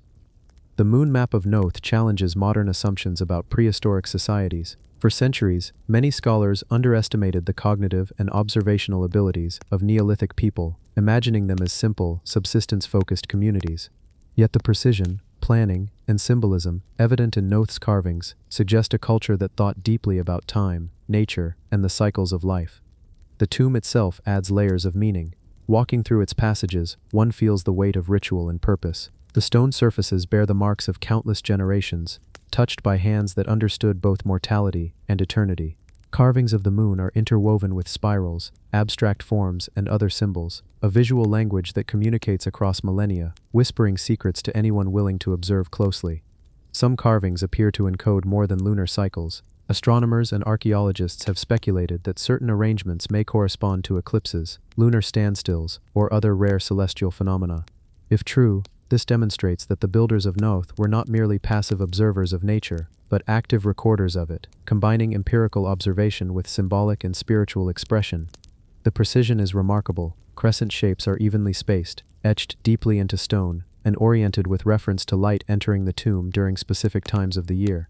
These alignments suggest an understanding of geometry and the ability to predict celestial events, a remarkable achievement, especially considering the tools and technology available at the time. Holding the moon map in mind, one cannot help but feel the connection between human curiosity and the cosmos. The people of Knowth looked at the night sky, charted its movements, and translated those observations into objects that survive thousands of years later. The carvings are more than art. They are a record of thought, observation, and devotion, a bridge linking ancient understanding with modern wonder. The moon map also raises questions. Were there rituals tied to specific lunar events? Did the tomb serve as a site for astronomical instruction, religious ceremony, or both? And how much knowledge has been lost, carved away by time, erosion, and human activity, leaving only hints for us to interpret? As researchers continue to study Noth, they uncover new details with every survey, scan, and excavation. Subtle patterns emerge, revealing a sophistication that forces us to reconsider the capabilities of Neolithic societies. And yet, despite modern tools, many aspects remain elusive. The moon map holds its secrets carefully, teasing the modern mind, challenging us to understand a worldview so different from our own, yet profoundly human in its curiosity and observation. Ultimately, the moon map of Noth is a testament to the depth of human inquiry. It shows that our ancestors not only survived in the world but sought to understand it, to measure it, and to connect their lives to the rhythms of the cosmos. The tomb is a message through time, a silent conversation between the people who carved it and those who study it today. A reminder that even in the distant past, humans looked to the sky with wonder, awe, and precision. The crocodile coffins of Kom Along the banks of the Nile, in the ancient town of Kom lies a temple unlike any other, a sanctuary dedicated not to a single deity, but to two, and among its mysteries are the mummified crocodiles buried in elaborately crafted coffins. These crocodiles, revered, embalmed, and entombed, speak to a civilization that saw divinity not just in humans, but in the creatures that shared their world. The practice of mummifying crocodiles might seem unusual to modern eyes, but in ancient Egypt, the Nile and its inhabitants were central to life, culture, and spirituality. Crocodiles were both feared and honored. They were dangerous predators, yet sacred symbols associated with Sobek, the crocodile god, a deity representing strength, protection, and fertility. To mummify a crocodile was to capture and preserve that divine essence, and to ensure that the power of the god remained present in the community. Archaeologists exploring Kom uncovered coffins containing crocodile remains of various sizes. Some were small, juvenile crocodiles, no longer than a few feet, while others were massive, their bodies fully grown and carefully wrapped in linen. The coffins themselves are remarkable, carved from wood or stone, inscribed with hieroglyphs and symbols intended to honor Sobek and guide the creature's spirit. The craftsmanship suggests devotion, reverence, and meticulous ritual care. Imagine the scene centuries ago. Priests performing elaborate ceremonies, the air thick with incense, chants echoing through the temple halls. Crocodiles were prepared, bathed, wrapped, and placed in their coffins with offerings and symbols. The process required knowledge, skill, and profound ritual understanding. Each mummy was more than a burial. It was a bridge between the mortal and divine, a tangible representation of faith. The variety of crocodile mummies reveals nuances in ritual practice. Some were intentionally small, perhaps representing the younger stages of life, while larger specimens could symbolize greater power or status. The inscriptions and decorations on the coffins suggest individual identity or specific devotional intent. Each crocodile was treated as a sacred being, deserving respect and careful preservation. The discovery of these coffins also sheds light on the broader Egyptian belief system. Life, death, and the natural world were intertwined. Gods were present in animals, humans, and the very land itself. By preserving crocodiles, the priests of Kom were not merely honoring a deity, they were participating in an ongoing cycle of cosmic balance, ensuring that Sobek's power flowed through their lives, waters, and harvests. Modern study of the mummies reveals details of embalming techniques. Linen wrappings were meticulously applied, sometimes in multiple layers. Resin, oils, and other substances were used to preserve the flesh and bone, demonstrating an advanced understanding of preservation. Small amulets or offerings were placed within the wrappings, intended to protect and empower the crocodile in its journey to the afterlife. Each coffin tells a story, not just of the crocodile inside, but of a culture that revered life in all its forms. The carvings and inscriptions depict rituals, prayers, and symbols that connected the people of Kom to their gods. Through these objects, we can glimpse a worldview in which the natural and supernatural coexisted, where devotion could be expressed through the careful mummification of a fearsome predator. The crocodile coffins also remind us that ancient Egypt was not a single uniform culture, but a tapestry of practices, beliefs, and rituals, varying from region to region. Kom dedication to Sobek, and the extraordinary care shown to crocodiles, reflects a localized devotion that adds richness and depth to our understanding of Egyptian spirituality. Visiting the site today, one is struck by the scale and precision of the work. Coffins, some partially preserved, remain in situ or in nearby museums, offering glimpses of artistry and ritual practice. These crocodiles, silent and still, are powerful symbols of faith, bridging the centuries, connecting us to a culture that understood the sacred in ways that continue to intrigue and inspire. The crocodile coffins of Kom Ombo are more than archaeological artifacts. They are windows into belief systems, reflections of reverence for life, and enduring reminders that humans have long sought to understand, honor, and communicate with forces greater than themselves. Each coffin, each mummy, carries layers of meaning, ritual, and cultural significance, challenging us to interpret, imagine, and respect a worldview so different yet deeply human in its devotion. In exploring Kom Ombo, we are invited to walk alongside the priests, to witness rituals that honored life, death, and divinity, and to reflect on the profound connections between humans, animals, and the sacred. The crocodiles, preserved for thousands of years, silently hold these stories, waiting for us to notice, to ponder, and to understand the depth of human belief and ritual practice. The giant wooden spears of Schöningen. In the flat plains of northern Germany, near the town of Schöningen, archaeologists uncovered something extraordinary: a collection of wooden spears, preserved for over 300,000 years, some of the oldest known hunting weapons in human history. These spears, long, carefully crafted, and balanced, offer a glimpse into the minds and lives of Homo heidelbergensis, a species of early humans who walked Europe long before our own kind appeared in the same regions.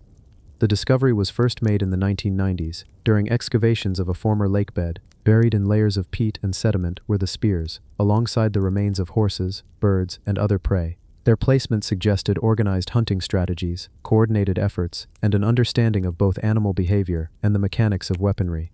For scientists, this was a revelation. For the world, it was a portal to a past so distant that it almost feels like myth.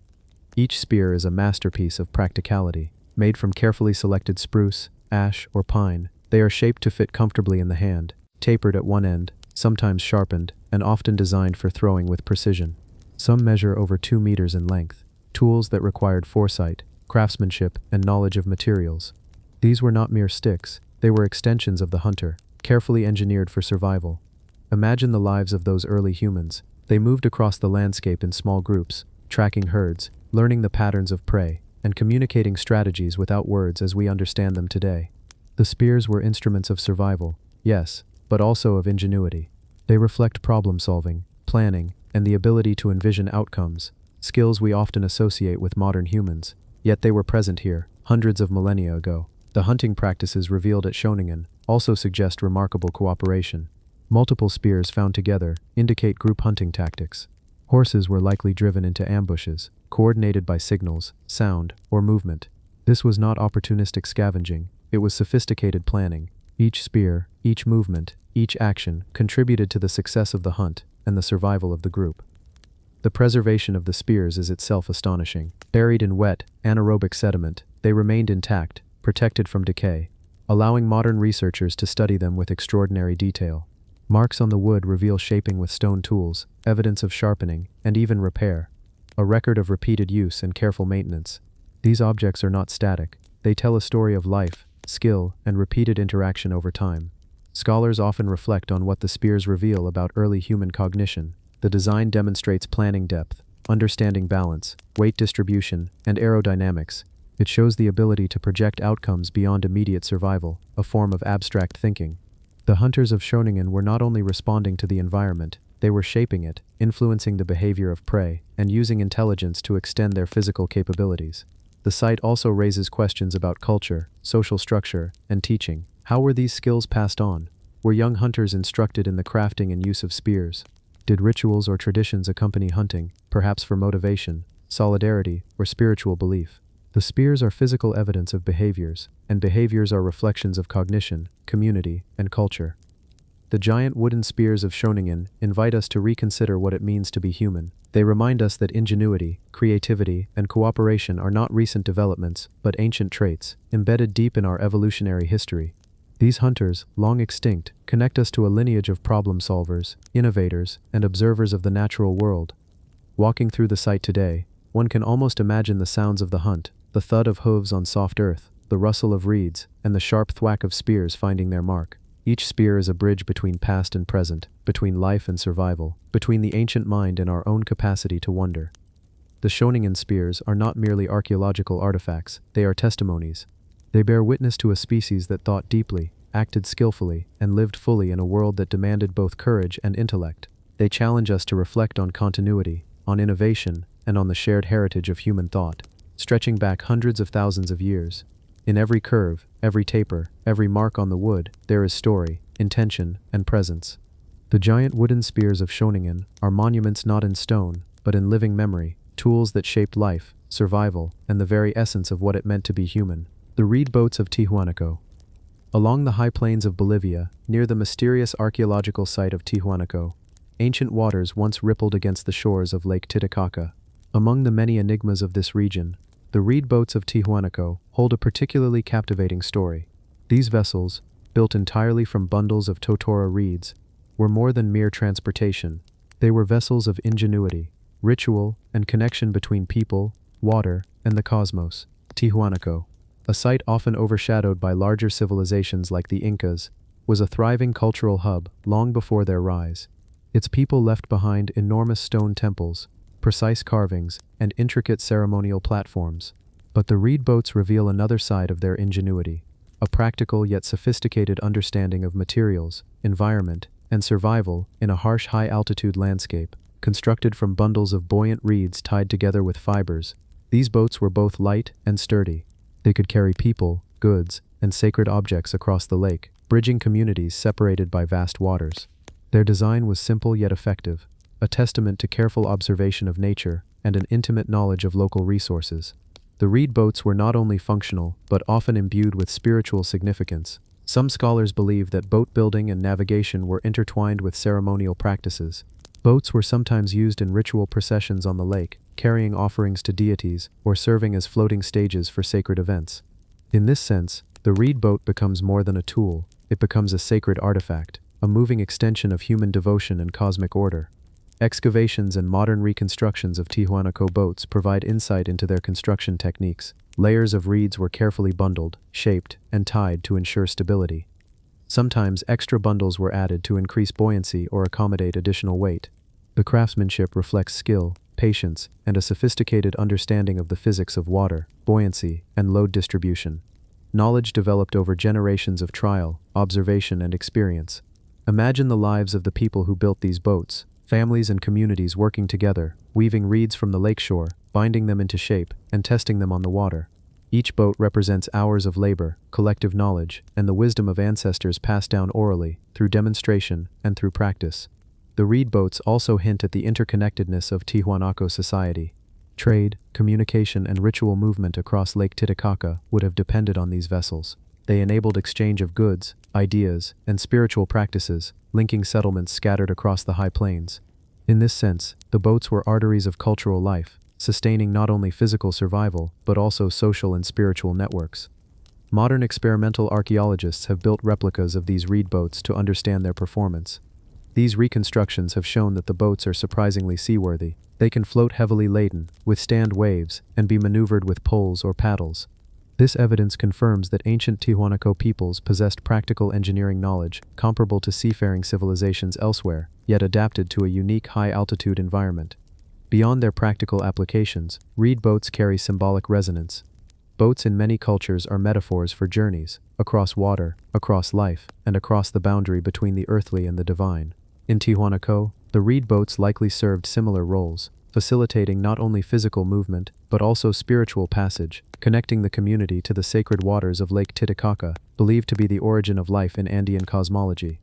The boats also raise intriguing questions about cultural transmission and influence. Were these designs developed independently, or do they echo techniques seen in other ancient civilizations? Their enduring construction style, surviving in local practices even today, suggests continuity and resilience, knowledge that has transcended centuries and maintained its practical and cultural relevance. Visiting the shores of Lake Titicaca today, one can see fishermen still using reed boats, a living legacy of Tijuanaco ingenuity.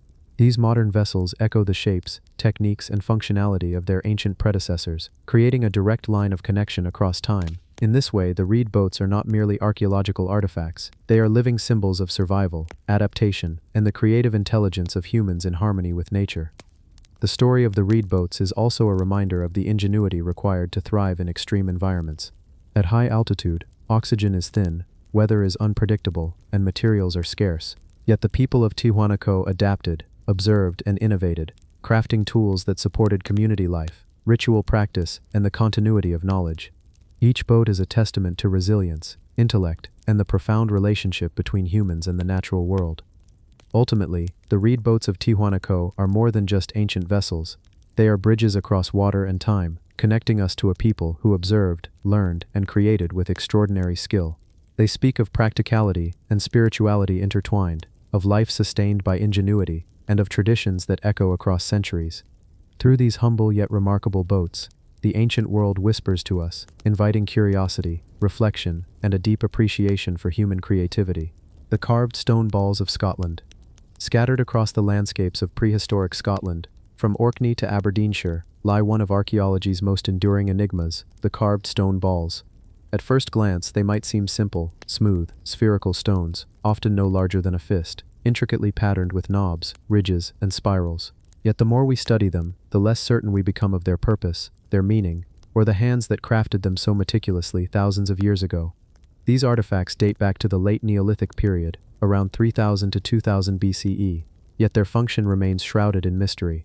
Unlike pottery, tools, or weapons, the carved stone balls do not offer immediate, practical explanations. Some are perfectly balanced spheres, others irregular, yet all are adorned with patterns so precise that they suggest deliberate planning and skill far beyond what might be expected for small handheld objects. What were they used for? Archaeologists have proposed countless theories. Some suggest they were weapons, possibly attached to wooden handles or used as bolas to hunt animals. Others argue they were symbols of status, passed among tribal leaders or gifted in ceremonial contexts. Another theory suggests they functioned as counting or measuring devices, perhaps for land, livestock, or timekeeping. Yet no evidence fully confirms any of these hypotheses. Examination of the craftsmanship is equally captivating. Each ball shows incredible attention to detail. Some have symmetrical knobs arranged in precise geometric patterns, spirals carved in deep relief, or interlocking motifs that would have required both skill and patience. These patterns could have symbolic meaning, representations of cosmology, tribal identity, or ritualistic power. The hands that carved them clearly understood proportion, symmetry, and artistic expression.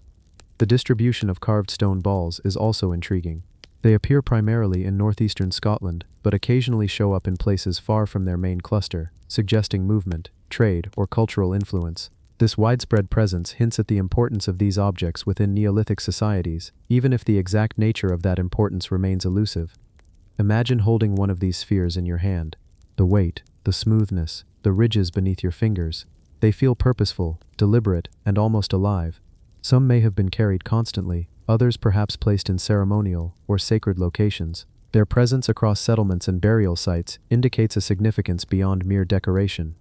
Theories about their ritual use remain compelling. Some scholars suggest they were used in fertility or initiation rites, objects that symbolized power, transformation, or cosmological cycles. Others see them as tools for meditation or teaching, objects that connected humans to abstract ideas or spiritual truths. The mystery deepens because no inscriptions accompany them. No written records explain them, leaving us to interpret meaning solely through form, context, and imagination. Despite centuries of research, carved stone balls continue to confound. Their geometric perfection, combined with the sheer effort required to shape hard stone with Neolithic tools, indicates not only skill, but a profound intention. These were not casual creations, they were meaningful objects, deliberately crafted to communicate, symbolize, or perform a purpose now lost to time. Some of the balls are small enough to fit in the palm, others large enough to feel weighty and commanding. The tactile experience may have been central to their purpose. Handling them could have been an intimate act, a ritual of focus, contemplation, or connection. Perhaps they were objects of power, held by tribal leaders, or passed down as symbols of authority and wisdom.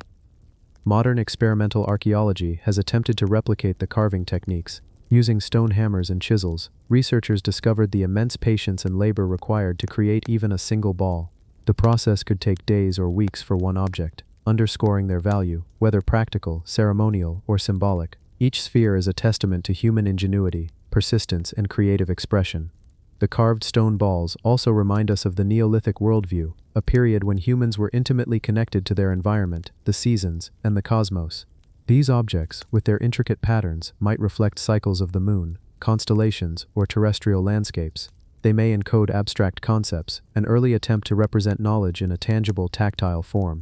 Yet despite all the study, speculation, and fascination, the carved stone balls retain their mystery. Their purpose, meaning, and significance remain largely unknown. They challenge our assumptions about prehistoric people, reminding us that intelligence, creativity, and abstract thought existed far earlier than we often assume. To hold one today is to bridge millennia. In your hand, you feel not only stone but centuries of unanswered questions, the deliberate work of someone who lived in a world both familiar and alien to us. They are intimate, enigmatic, and humbling, small spheres carrying enormous weight in human imagination and history. Ultimately, the carved stone balls of Scotland are more than artifacts. They are puzzles, reflections of ancient thought, and silent witnesses to human ingenuity. They compel curiosity, inspire wonder, and remind us that some mysteries may never be fully explained, yet their presence continues to speak, patiently, across the millennia. The forgotten cliff tombs of Sichuan. High in the jagged mountains of Sichuan province in China, hidden from the eyes of the modern world, lie tombs carved directly into the cliffs.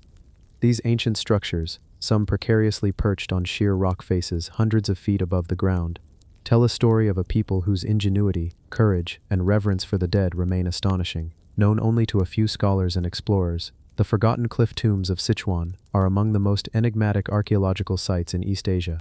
These tombs date back over 2 millennia, during periods when the Sichuan region was a nexus of trade, culture, and ritual practice.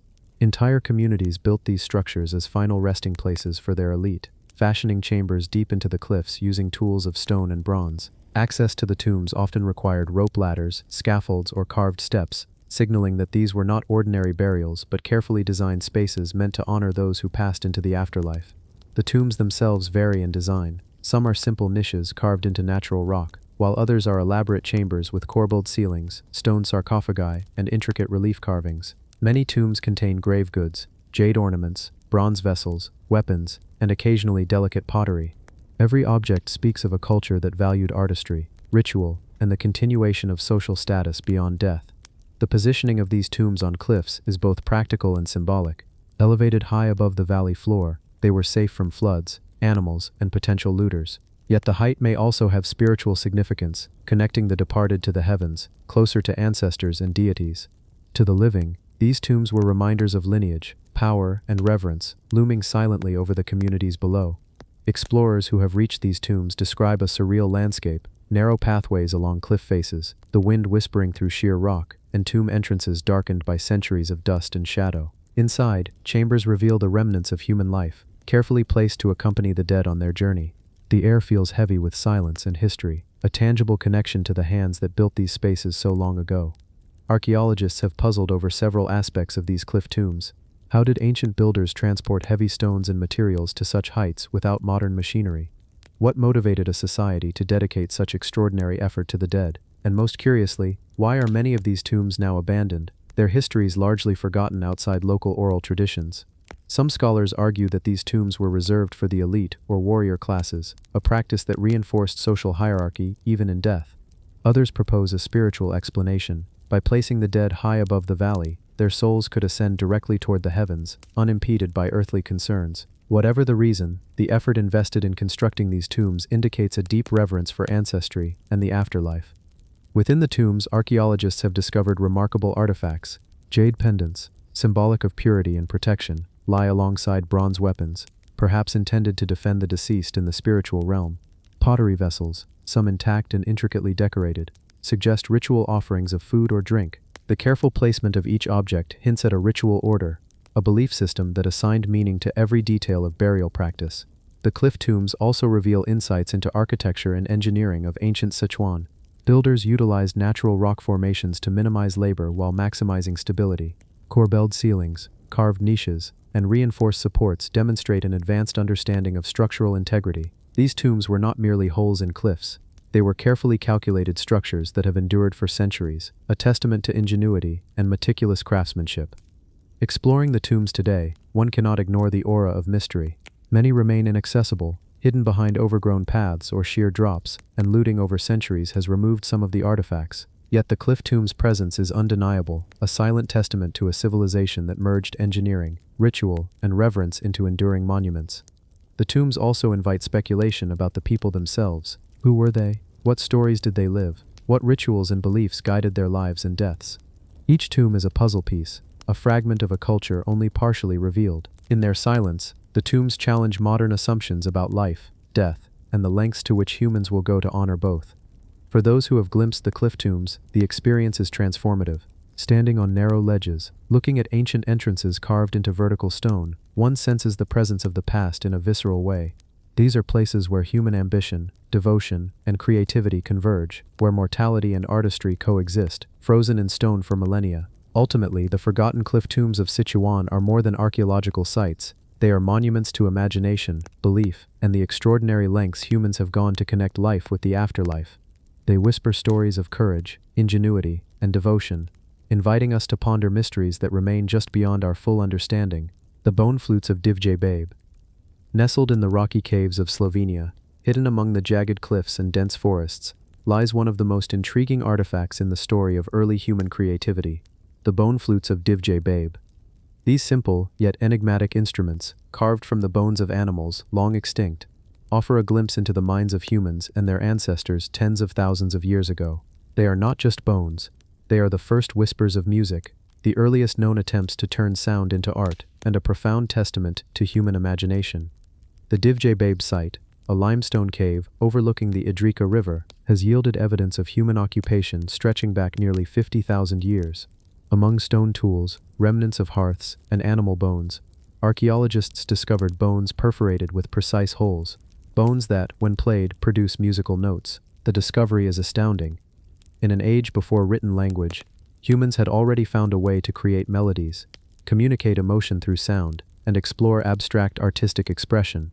The most famous of these artifacts is the femur of a young cave bear, punctured with holes that align so closely with modern musical scales that it can still be played today. Some researchers argue that these perforations could have occurred naturally, the result of carnivore teeth or accidental fractures, but the precision and spacing suggest deliberate craftsmanship. If true, it means that early humans were experimenting with music tens of thousands of years before the rise of civilization.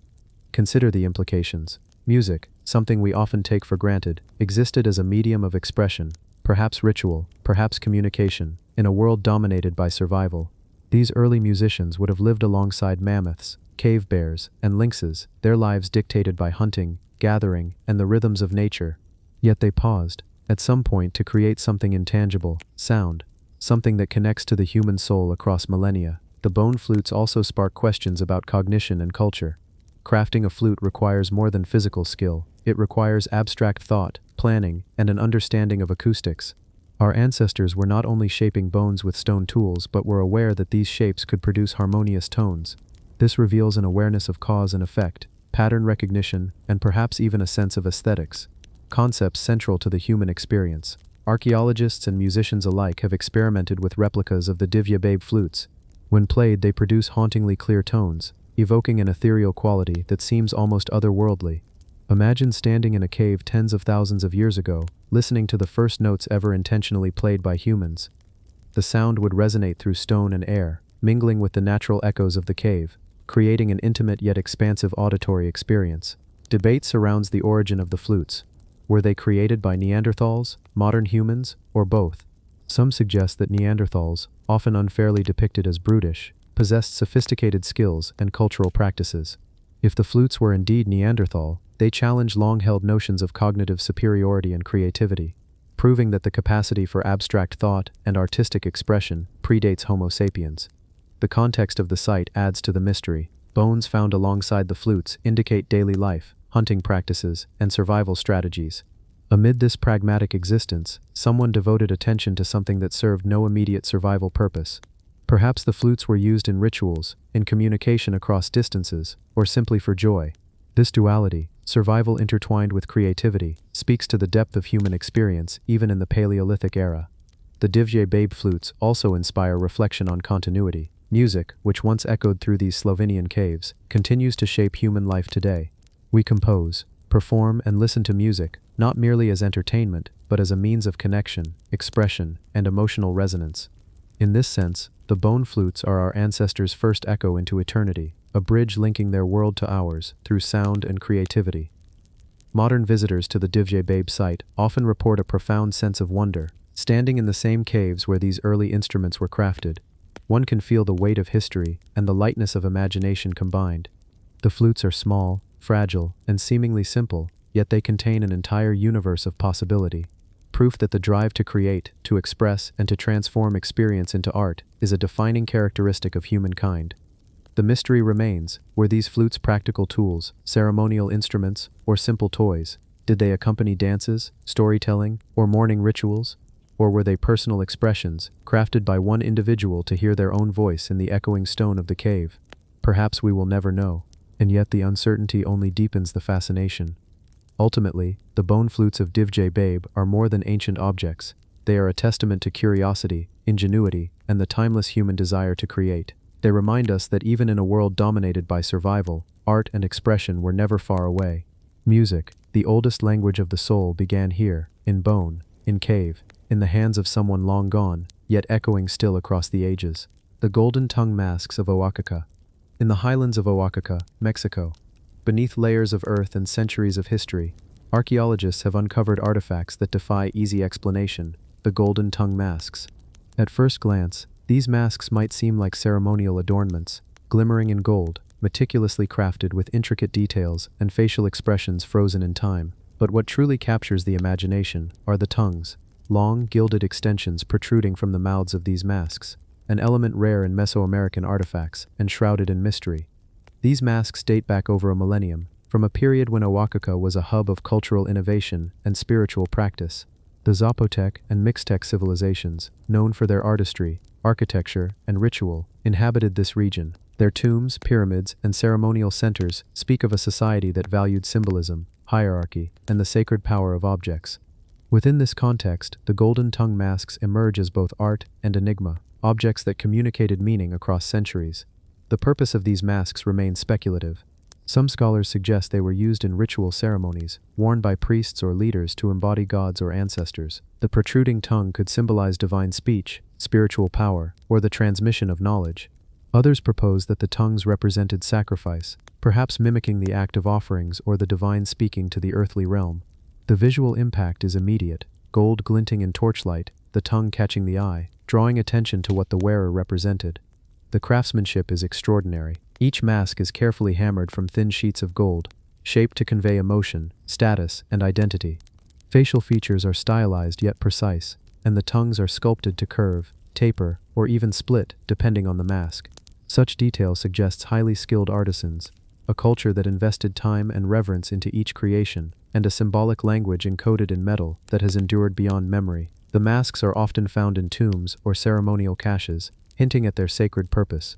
Being buried with the dead indicates that these objects had significance, not only in life, but also in death, acting as protective or empowering symbols for the journey into the afterlife. The positioning of the masks, often placed near the head or chest, reinforces the idea that speech, breath, or expression was central to their spiritual meaning. Scholars continue to debate the cultural significance of the protruding tongue. In many Mesoamerican cultures, the tongue is associated with speech, prophecy, and ritual communication. Gold, meanwhile, symbolizes divine energy, eternity, and power. Combined, the golden tongue masks may have represented the voice of gods, the authority of leaders, or the ritualistic channeling of sacred knowledge. The discovery of these masks is itself an adventure. Many were hidden in caves, or buried deep within ceremonial mounds, protected from looters and time.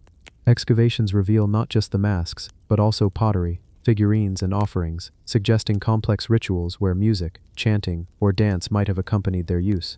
These masks were not static objects, they were part of living ceremonies, connecting people to ancestors, deities, and the cosmos. Handling or even seeing these masks today evokes awe. The weight of the gold, the delicate craftsmanship, the expression frozen in metal, it feels almost alive. Each mask carries the silent testimony of hands long gone, of a culture that understood symbolism and ritual in ways modern eyes can only partially interpret. It is a dialogue across time, a language of devotion, artistry, and mystery.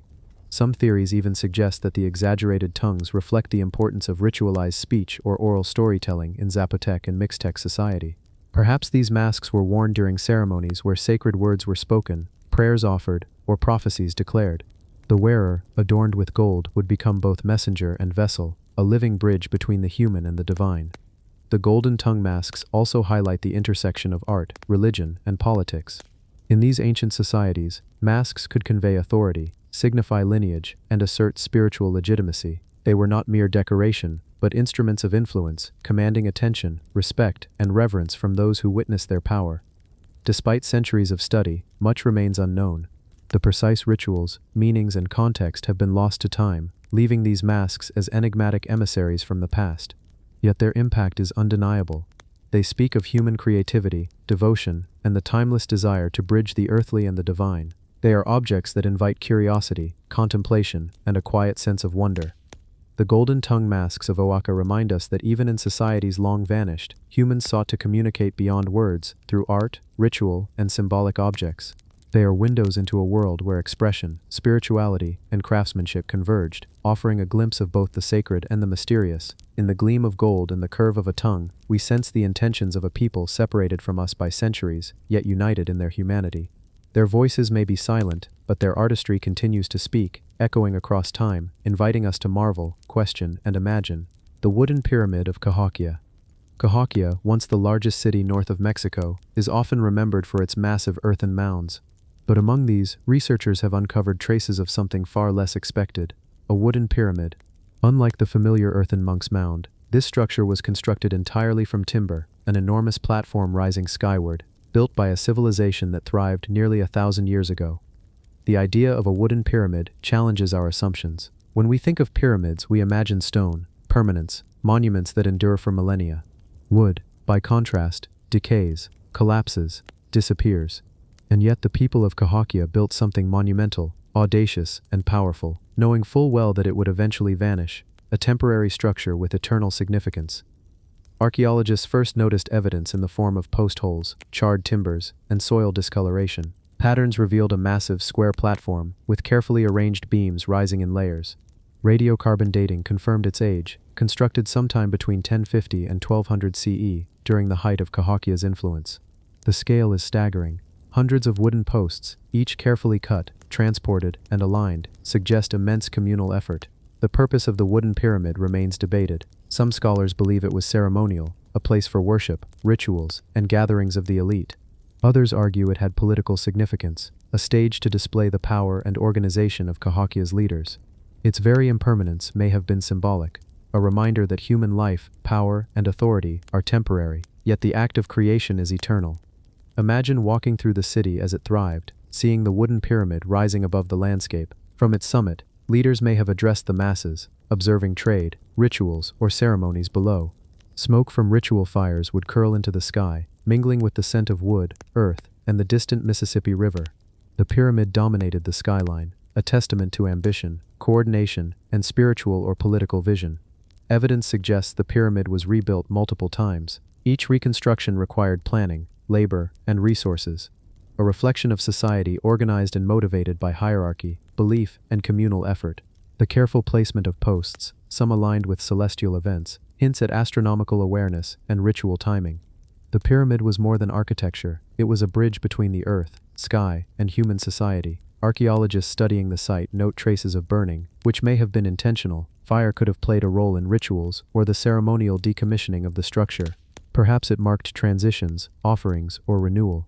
The cycle of creation and destruction enacted in wood, smoke, and ritual. Holding a fragment of one of these ancient timbers today connects us directly to the people who built it. The wood may have decayed long ago, but traces remain in the soil, charcoal, and impressions in the earth, evidence of hands that measured, lifted, and aligned thousands of pounds of timber. It is a testament to human ingenuity, coordination, and vision, preserved in subtle yet undeniable ways. The wooden pyramid also forces us to reconsider the complexity of Cahokia. Often North American pre-Columbian civilizations are underestimated, yet this structure, immense and sophisticated, speaks to social organization, religious depth, and artistic vision that rivals ancient civilizations elsewhere. It is a reminder that monumental human achievement is not limited to stone temples, or pyramids of Egypt. Humanity's creativity finds expression in many forms, including those destined to fade. The disappearance of the wooden pyramid, lost to time, decay, and the elements, adds to its intrigue. Unlike stone, wood cannot endure forever. Yet this impermanence may have been intentional, a living monument, remembered by those who experienced it, leaving behind only traces for us to puzzle over centuries later.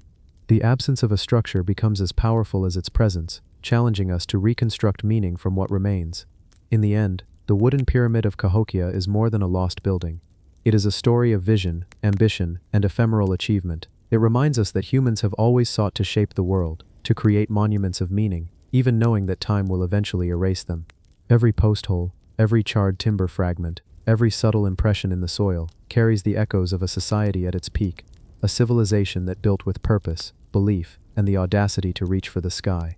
The pyramid is a bridge across time, connecting us to a world long vanished, yet preserved in traces, in stories, and in imagination. It challenges us to listen, observe, and appreciate the ingenuity of those who came before, reminding us that even in impermanence, creation speaks volumes. The tower tombs of Palmyra.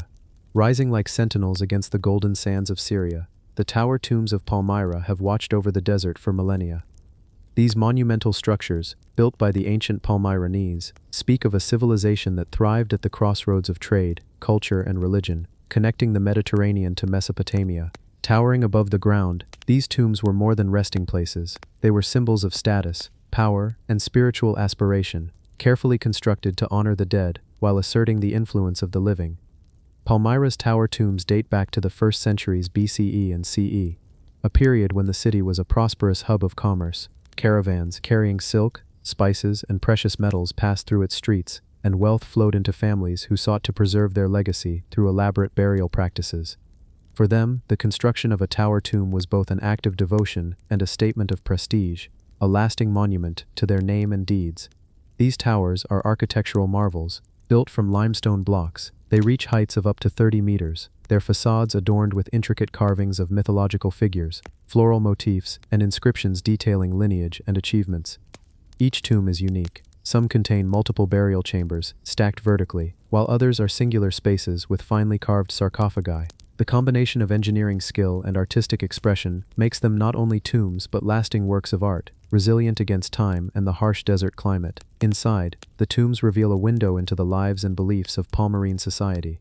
Sarcophagi are carved with detailed reliefs, showing individuals in poses of tranquility, draped in garments that denote status and profession. Precious jewelry, ceramics, and small offerings accompany the dead, illustrating a culture deeply connected to ritual, remembrance, and the desire for continuity beyond death. What makes the tower tombs particularly striking is their verticality. Unlike typical horizontal burials, Palmyrenes built upward, stacking chambers like layers of memory, reaching toward the sky. This design may have reflected spiritual beliefs, suggesting that elevation brings the deceased closer to the divine or to their ancestors. For the living, the sight of these towers would have reinforced social hierarchy, reminding the community of the enduring presence of influential families. Archaeologists continue to study the tombs for clues about Palmyrene life. The inscriptions provide valuable information on lineage, trade relationships, and local customs. The carvings, though eroded by centuries of wind and sand, reveal iconography that merges Greco-Roman influences with local Semitic traditions, illustrating the city's role as a melting pot of ideas and artistic expression. Yet, despite centuries of scholarship, many mysteries remain. How exactly were the towers constructed with such precision, given the tools of the time? What specific rituals accompanied the entombment process? Were the towers meant solely for the elite, or did they serve a broader communal function in honoring the deceased? And perhaps most hauntingly, what stories of love, loss, and ambition are forever silent within those stone walls? Modern visitors describe a surreal experience. Standing before these towers, one feels dwarfed by their scale and elegance. The desert wind carries whispers from a city long gone, a civilization whose wealth and culture once rivaled that of Rome and Alexandria. Each tower seems to hold secrets, inviting us to imagine the hands that shaped them, the ceremonies that unfolded, and the lives that now rest quietly within. Tragically, in recent decades, conflict and destruction have threatened these monuments.